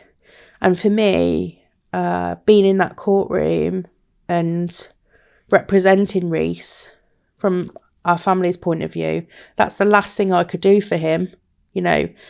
The only thing I could do for him was be in that courtroom and conduct myself in a way that would come across as good to the judge and the jury, and that's all I could do. Was your ex-husband in there with you? He was, yeah. So every day we were only allowed, I think it was 10 seats, really small amount. One side of the courtroom, there was us. Literally meters away, there was all of them, all the family members. Before we'd gone to court, I spent all my time, I was saying I need to keep busy. Once I'd released Reece's body, we could then arrange the funeral, and that kept me busy. I needed to write lists and organise, and that's what I was just doing constantly. And when it got to court, I was organising who was going on what days, and I was writing lists for that. It was just a constant list for everything. And even to this day, that's what's kept me going, is writing lists. Even if it's shopping lists, anything. As long as I'm organising something, it keeps my head in the right place. But so before court, I researched everybody who was going to be sitting opposite me in that court. I went on Facebook. I was looking on everything, to see if I could find out who all these people were and who they were there to support. And so I knew their names, I knew everything. That probably sounds a bit psychotic, but... You had a courtroom seating plan? Yeah. Yeah. Yeah, I had to. In my head, I needed to know who was there for who. So if I was outside and somebody was there, I needed to know who they were. And it's really weird when I say it back now. I'm thinking, oh my God, I sound absolutely ridiculous. But at the time, I thought that's what I needed to do. Were they respectful towards you? No. So when it came to the main trial, the defendants themselves, so there's 5 of them, as I was telling you. One of them was completely respectful, didn't look at me. Sometimes he was there on video. He wasn't actually allowed in there with them because he was seen as a snitch. He'd given names. He'd told everything that he knew, whereas the others hadn't. The other 4 had done no comment. As much as he'd given the information, though, it turns out he never actually went into the room. So 4 of them went in. He stayed outside watching. Was he the driver? Yeah, he was the driver, yeah. And so he was really, really respectful. And when they read out his transcript from when he was arrested, in the transcript, it just kept saying, I feel so bad for his mum. I'm really, really sorry for his mum. Just kept going on about me, and how I was. And I could just tell by the way he was conducting himself in court and the way his interview came across that he wasn't supposed to be there. it was very out of character for him. You could just tell that he was well brought up, That educated. He didn't know what was going on in that Yeah. flat. Yeah. That came across very... How had they enticed him into that? Money. So it comes... we were told that in court that he was offered £2,000 to be the driver. Of the hypothetical stash that wasn't there? Yeah. Apparently there was £30,000 or 30,000 worth of drugs, and he was going to get £2,000 for driving them there, driving them back. He said he agreed to it because it was just easy money. Did he say why they were going there? Yeah, he said to rob. Rob so them. he He knew that they were going to rob him, but that's all he thought it was. It's just a robbery. Go in, get the drugs, come out. He got £2,000 for doing it. So he said he was greedy. That's what he said for his reason for doing it. And when I think about it, Reece could probably have been talked into doing, with the way he liked easy money. How easy would it have been for Reece to make that decision, and being in that situation? And I think, if I was honest, I think he would have done it as well. Not if he knew they were going to murder the person, but to just go and rob somebody for £2,000 to drive somebody there and back. I think he would have done it as well, if I was honest. Maybe, yeah. He was really respectful. The other four, I was stared at, I was smirked at, especially at times where I was, at times where they knew that I would be really upset, when the machete was passed around the courtroom in front of me. I was really shocked because I didn't know that was going to happen. I didn't know that they had the murder, because they're not allowed to tell me any of these details beforehand because it will jeopardise the case. At times like that where they knew I was going to be deeply affected by what was being said, I would look at them out of disgust and they would just smile at me it was like it was a game, or like they were proud of what they'd done. One called me a fat bitch. No way. Yeah, he mouthed it to In me. the court? Yeah. Did the judge see that? No. The family members, not all of them. I would say out of the 5 families, 2 of them were really respectful. One of them was the driver's family, and another one of the lads, his mum and dad, were really respectful as well. They never spoke to me at the whole time, which is fine by me because I didn't really want them to speak to me. But also they just kept their head down, didn't stare at me, look at, anything at all. It's like I didn't know they were there. The others, however, their friends and family, though, my brother got threatened to have his throat slit in the hallway. We were going out for a break. In the hallway? Yeah, outside, yeah. One of the friends, they said he was walking behind. Was he walking in front or behind my brother? I think it was behind, and said something about slitting his throat. Yeah, so we obviously reported that. Did anything happen to him? No, nothing happened to any of us. It was just little things like we were in the car park about to go after one of the, sessions, and one of the brothers of one of them, he drove past in his car and it had been raining and he soaked us with this massive puddle. And so you could just see him laughing as he was doing it. He did it on purpose. It was just things like that, little things to intimidate us, or the police had to escort us to our cars every evening. But of course, once we got to our cars, off they go. This happened after that. Were they also trying to intimidate the family of the driver? Yes. I was going to say. The family of the driver weren't there until the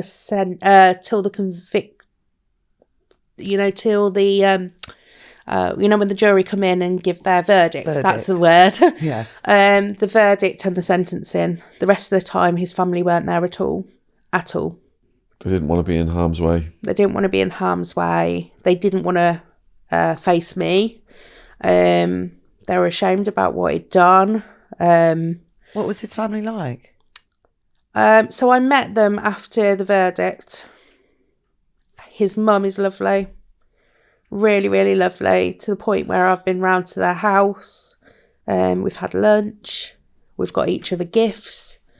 I feel really bad for her. It turned out that while he's been in prison, while he was on remand, she'd got a illness and she didn't want him to see her ill and didn't want to worry him, because he obviously had enough to worry about and didn't want to put that on top of him as well. So she avoided court for that reason, as well as avoiding us.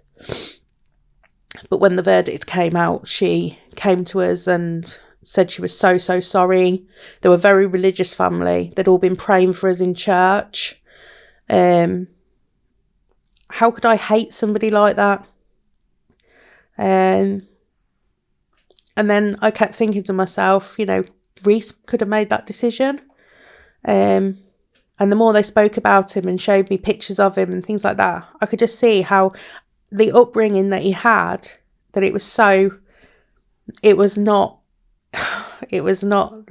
one of them. He was dragged into it and he was greedy, like he said he was. And it could have easily have been anybody's kid doing that. During the trial, was anything revealed that surprised you? I'd say one of the main things is they said that they found pills in the flat, you know, when they searched the flat afterwards. The police found pills? Yeah. So I found out that Reece was supplying pills as well as weed. Like ecstasy or something? Yeah. I'm not really clued up on it all, so I think so. But they found, and they said the colour of them, I can't remember, they were red or something. And I thought it was just weed, so I was surprised that obviously he'd gone even deeper into what he was doing, and I didn't know that, so that was something that surprised me. Yeah, and obviously the machete, because I had no idea. I'd been warned about the amount of stab wounds, otherwise that would have obviously shocked me. And just what shocked me is there was the amount of evidence that they had against these people. What you could tell, it wasn't very well planned. It wasn't. One of them was wearing a fluorescent jacket, and it was night time. So of course, every CCTV camera showed him up like a light bulb. You know, it was, who would do that? You know, if you know, he didn't think about what he was doing, or they got caught on the CCTV really easily. So they obviously didn't check to see if there was CCTV there, or, you know, they kind of thought about it. All the text messages that were thrown backwards and forwards, we read them, you know, they were all read out in court. Everything. What were the messages? Saying to bring a shank. One of them said, we're doing it tonight. The other one of the others saying, don't you think we should just go and check the place out first? And they were saying, no, we're doing it tonight. That's it, you know. So one of them was trying to talk the other one out of just going and doing it that night. I've also been told since that the only reason that the driver was doing it is because the one who organised it, his car was broken down. So then that's why he actually got dragged into it. Did the perpetrators take the stand? Only one of them.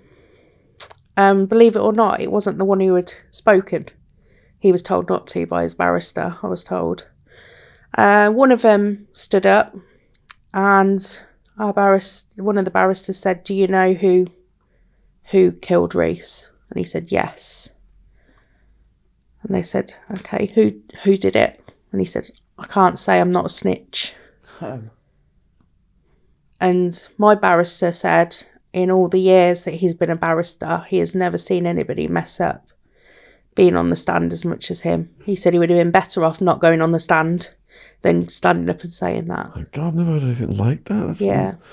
mindless. Completely mindless. And for me, it was really frustrating because he knows who killed Reece. It might have been him. I don't know. We don't know. This is what does my head in every single day, is I don't know who did what. I've even reached out to his mum since and asked her if she can ask him now. He's convicted and in prison. He's got nothing to lose.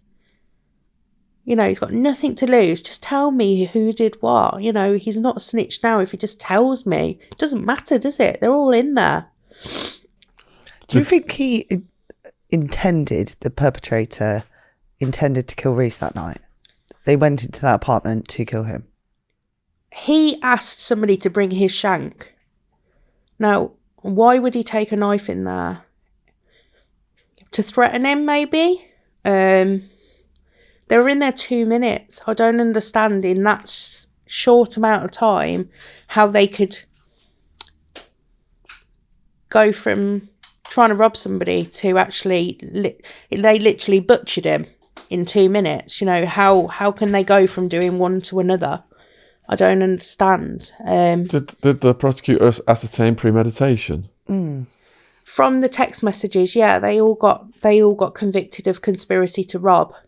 So for them, you know, with all the text messages and stuff that they had as evidence, that gave them enough to go on to say, well, this was all premeditated. Well, actually, that was to rob. For the murder, I don't actually know how they came to that conclusion, other than they went, I think it was because they all had the knives.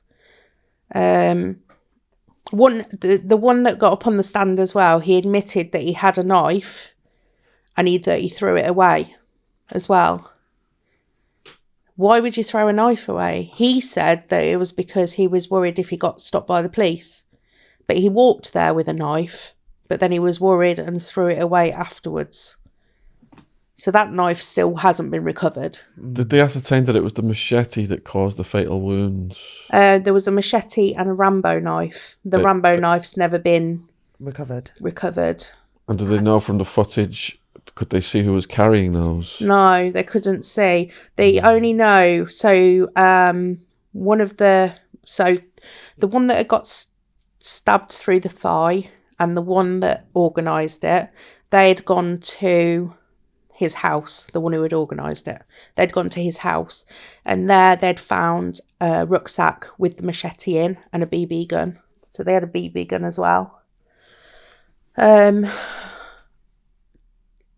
His girlfriend said that she didn't know if that gun was real. It was dark and they didn't know if it was real or not. So she remembers seeing it? Yeah.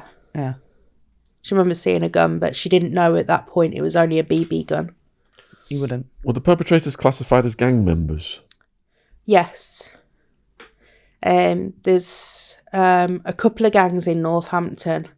I can't even remember what that gang name is now. D Block, I think it was called. And they were all part of that. Reece wasn't in a gang. He wasn't that kind of person, you know. He didn't dress like that. He didn't act like that.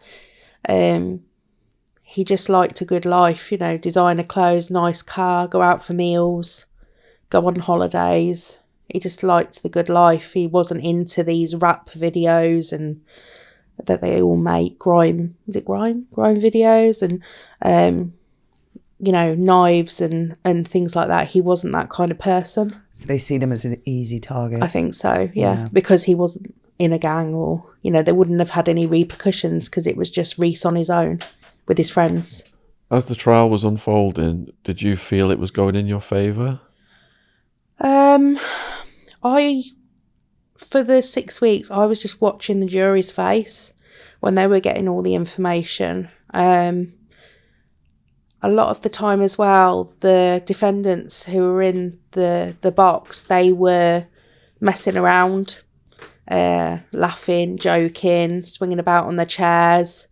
And the jury saw all this. And every time they did that, I thought, yeah, just keep doing it. Keep doing it. Because they're going to watch you do that.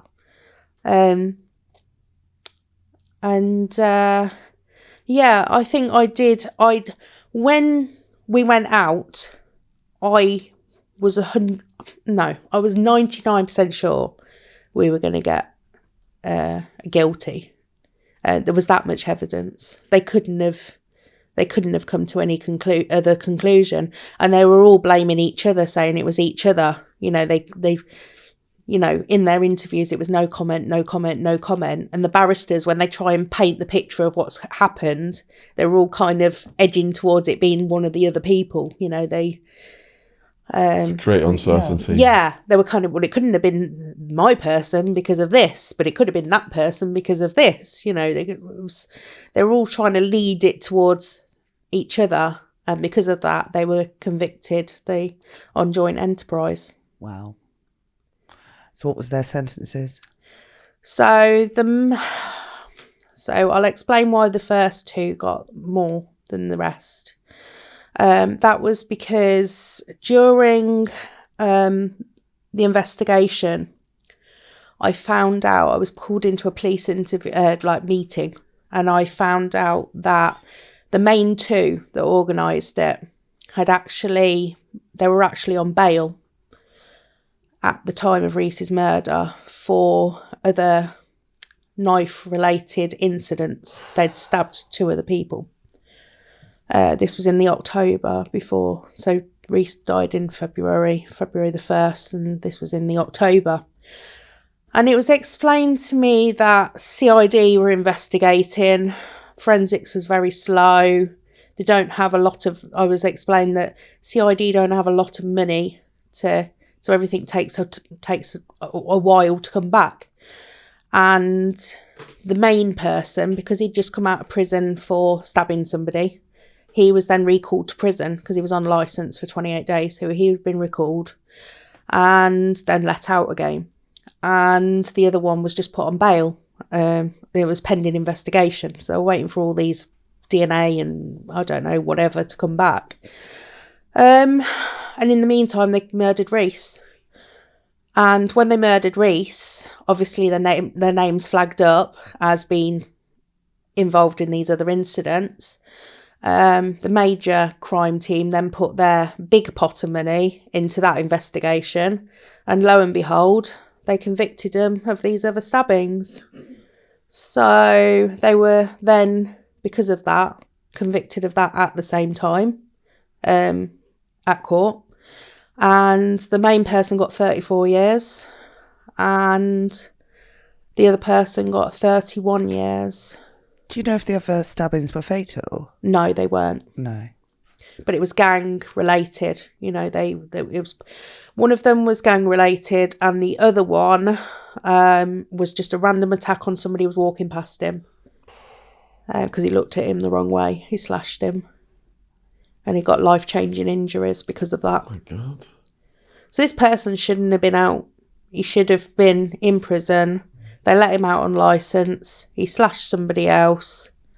He then murdered somebody else. They should have recalled him right away. Yeah. Yeah.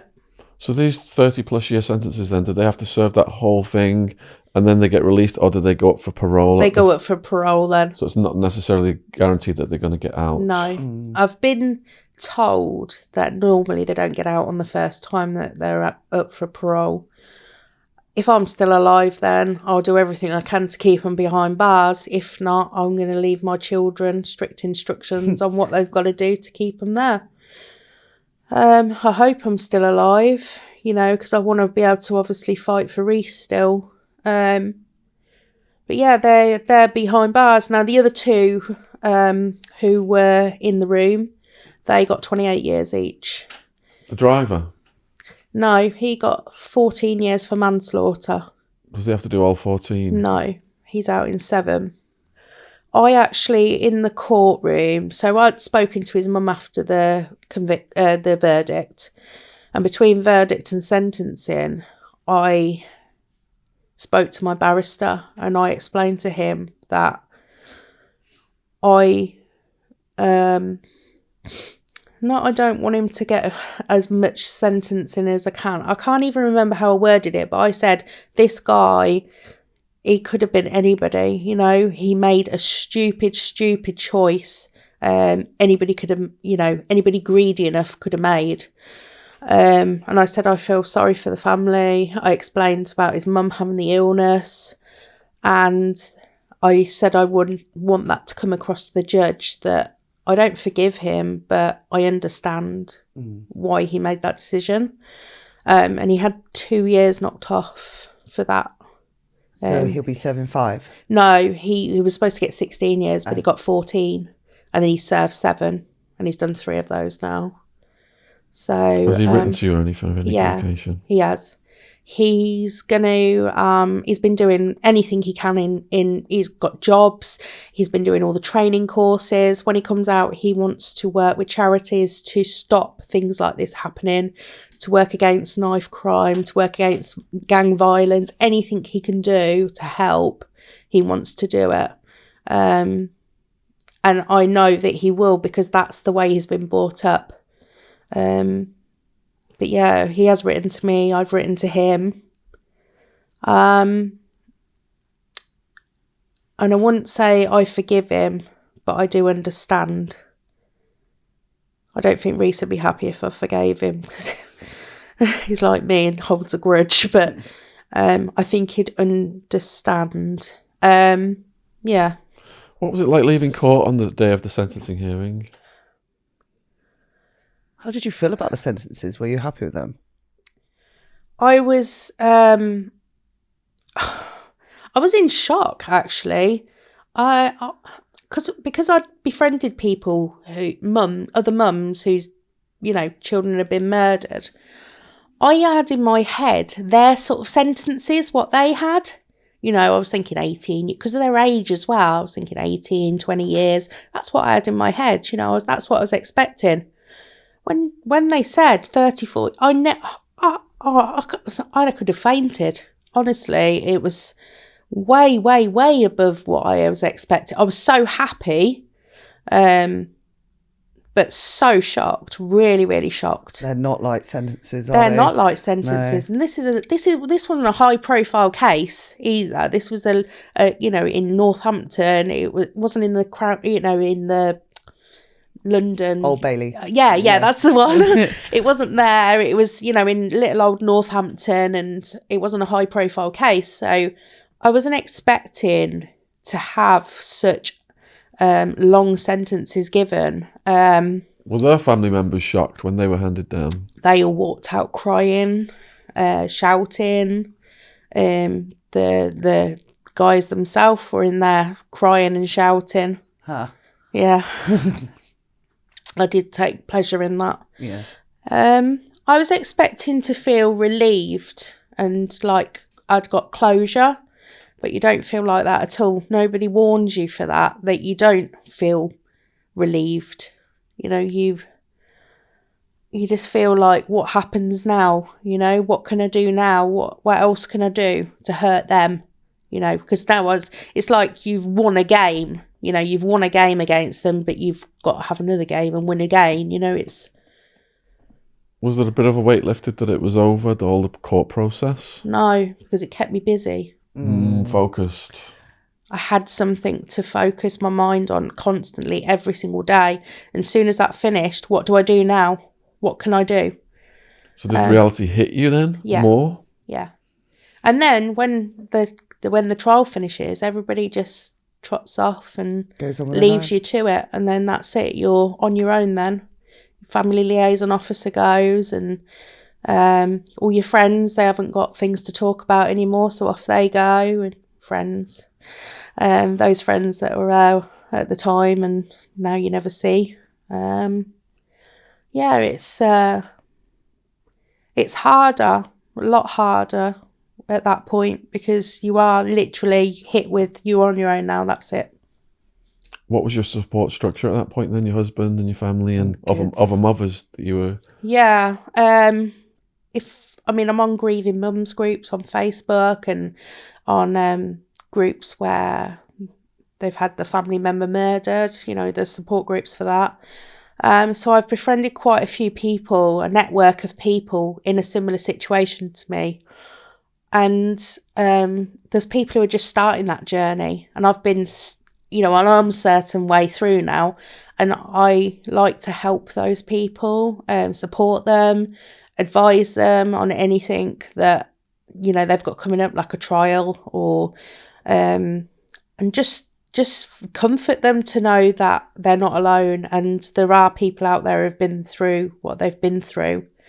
And that's now why I'm starting to tell my story to people and what we've as a family, because people don't see that. You know, they see what's happened on the news and it's, oh no, I feel sorry for his mum, and then that's it. You think about something else, what you're having for dinner or what have you.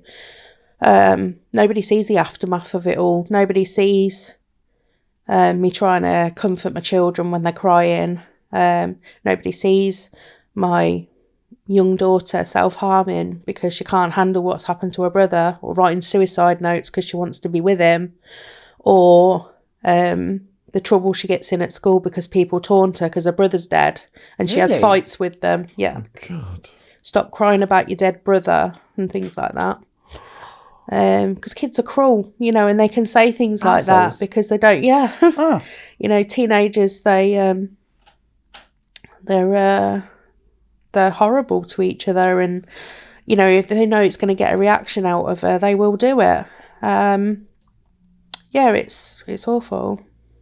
That people don't see that. People don't see that side of things. No. How much of a struggle was it moving forward then? So I lost my business because I didn't want to go back. I just left it to run into the ground. I left my husband to deal with it. I left the staff to deal with it. And I know, looking back, I'm so stupid, but I just couldn't. The pressure of running your own business is huge. And I couldn't handle that and the pressure of what was going on in my life. I couldn't handle both. It would have finished me off. And I knew that, and I just couldn't. I just buried my head in the sand, and then I just ran it into the ground, and then we went into liquidation. I couldn't do it anymore. And there I had a weight lifted because I didn't have that part of my life weighing me down anymore. You know, it was like, that's gone. I've just got this now to focus on. So as a result of that, we lost our house because we were renting quite an expensive house at the time. We couldn't afford it anymore. So we lost that house, and we're now in social housing, you know, which was a massive shock to the system. You know, I was going on holidays all the time. We had money and big house. Now we're in a small house, and now we have to watch what we spend, and it's a big culture shock. But I don't have that worry anymore. You know, I haven't got that over my head. So I think I had to do it for my own sanity. Because at times I've been suicidal. I can't think rationally. You know, my moods, I'm like a roller coaster. You know, I can put my mask on every day and smile. And you saw it earlier, you know. How can this bubbly, you know, loud, bubbly person have lost a son, you know, because it's a mask and I can wear it well. But there's some times where I'm too exhausted to wear the mask. And when that mask slips, my poor husband, my children, all the people around me, friends, they have to deal with me. And it's not nice because when I get into that state, I won't get out of bed. I don't want to do anything, go anywhere, speak to anybody, or I'll do the opposite. I'll get in the car and drive and nobody will see or hear from me. And then they're all obviously worried, where have I gone? And I'll just disappear. So yeah, I do one or the other really. And then I sort of level out again, and then I'll be okay for a while, keep my mask on, and then it goes again, you know. So I feel sorry for my family because they have to deal with that. Charlotte, what do you say to young people who are watching this who might be involved in knife crime? I think people who are involved in knife crime don't think of the ripple effect of what they do. You know, they carry a knife, maybe for protection, but statistics show that a lot of people who carry knives for protection end up either getting murdered themselves, or they use that knife because they pull it out and then they can't put it away. They're going to have to either use it or end up dead themselves, you know. So they've got to they either have to use this knife themselves or maybe end up dead. So they're put in the situation where, you know, use it or lose your life. Is it worth it? Is it worth their mum losing them? Because let's face it, they're going to end up in prison for a very long time. They're going to take somebody's life away from their mum, their brothers, sisters, you know, uncles, aunties. Is it worth it, really? No. There's got to be other ways to deal with these problems. You know, what did they do before everybody started running around with knives, you know? It's not worth it at all. Definitely not. And how can people reach out and support you? We'll include all your links. Well, what did you say? Charlotte was at a talk yesterday, raising awareness for knife crime. I was, Is that something you focus on now? Yeah, I was working with a charity called Off the Streets yesterday. I did my first public speaking, talking about what's happened to us as a family, how it's affected us, how I feel, you know, inside. And I stood up on stage and did this and got loads of support off people, you know, and I didn't think anybody had stop and listen to me, to be honest, but they did. And I'm going to be working with them hopefully in the future, going into schools and talking to kids about what happens and hopefully make them think twice about using a knife. In the future, I hopefully want to start a charity. I've been thinking about what I can do because there's quite a few charities out there for, you know, started by parents of their children that have been murdered. And I'd like to raise money to have a retreat for families that have been murdered or have got murder or manslaughter in the family, so they can just go to this retreat and spend time together, come to terms with, or try to come to terms with what's happened, be together, and spend time together. So that's what I want to do, Reece's retreat. Oh, that's wicked. Hopefully. No. But I'm just trying to get myself strong enough to be able to be in a position to do it, you know. Of 3 years it's been, and just now I seem to be finding my voice and I seem to be getting this strength, which I think I'm getting from Rhys. And he's making me do this now. It's like, come on, Mum, you've had enough time. He's kicking me up the arse and making me make a difference, and I want to keep his name alive. Reece's retreat, I think that's going to be my calling. And what was the feedback and responses like from the Paul Stansby podcast? Shout out to Paul. Oh, big shout out to Paul. Paul is absolutely amazing. He's brilliant, isn't he? I was in a room with him for, must have been 5 minutes, and I was in tears because he actually understood every word I was saying. He sees his mum in my position, and he made me actually realise how my children are seeing me, and that's a shell of a mum that I used to be. And I'm trying to be a good mum, but I know it's really difficult. It's difficult for them. They don't like to cry around me and things like that, and I try not to cry around them. But yeah, Paul made me realise a few things actually, and it was really therapeutic to have that podcast with him. And I'm going to be doing some more stuff with him in the future. Great. Oh, brilliant. Yeah. Brilliant. So what socials are you on then for people to contact you? I'm just on Facebook, Charlotte Marshall. Okay. If there's any mums out there who are in my situation and they need support, my inbox is open. They can contact me. Until Reece's charity is set up, and then obviously we'll have a website, etc. So at the moment it's Charlotte Marshall on Facebook, and my profile picture is a picture of me and Reece. Oh, What a powerful story then. So please, if you want to reach out to Charlotte, the link will be in the description box below this video. Let us know in the comments what you thought about this. And, you know, for the young people out there watching this, the gang lifestyle is so glamorized, and they show, you know, the music videos, the celebrity addicts, the movies, and it's like a hook tempting young people in. I fell for that myself, but that road of being in that drugs lifestyle is a very long one. It may start with fun and glitz and glamour, and you think you're the man or whatever, but down that road are many, many dangers that you don't see coming at you. And when you're on that road, it's very hard to get off it, and you tend to get deeper and deeper into it. Your drug use increases, your drug dealing increases, and ultimately there's going to be a huge price. Like Charlotte said, it's going to end up in the prison at the very least.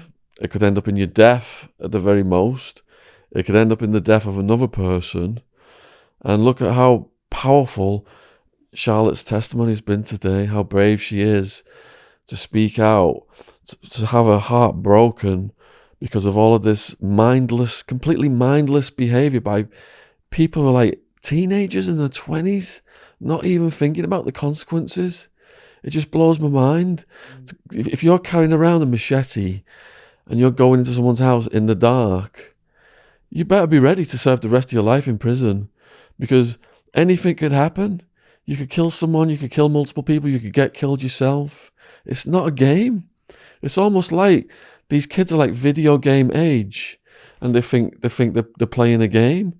But it's not a game, because when you're stuck in a prison for decades, reflecting on what you have done, you're going to be thinking to yourself, how stupid was I to go and do that thing?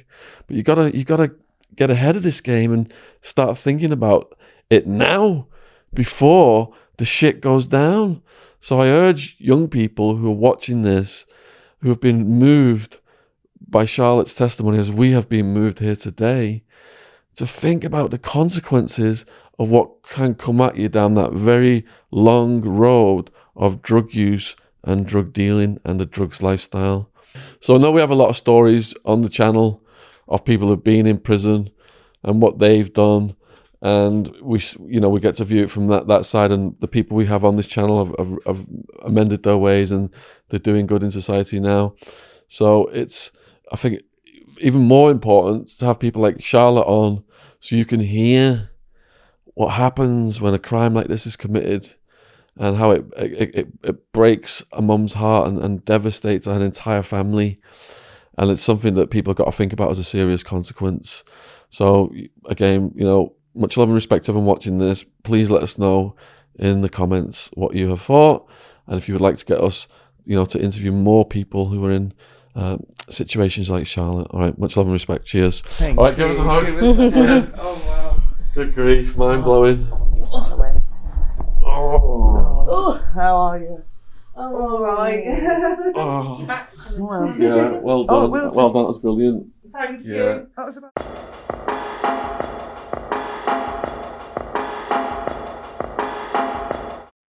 This podcast is sponsored by Gadfly Press. We're proud to announce the publication of Scotland's Johnny Boy, the bird that never flew.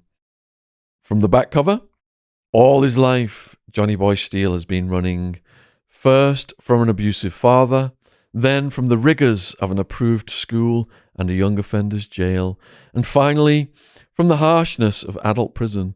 This book details how the Steele brothers staged the most daring breakout that Glasgow's Barlinnie prison had ever seen, and recounts what happened when their younger brother Joseph was falsely accused of the greatest mass murder in Scottish legal history. We're talking the ice cream wars there. If Johnny Boy had wings, he would have flown to help his family, but he would have to wait for freedom to use his expertise to publicise young Joe's miscarriage of justice. This is a compelling, often shocking, and uncompromisingly honest account of how the human spirit can survive against almost crushing odds. It is a story of family love, friendship, and, ultimately, a desire for justice. So, Scotland's Johnny Boy, the bird that never flew, is available worldwide on Amazon. Link in the description box below this video. Thank you for supporting our sponsor. Cheers.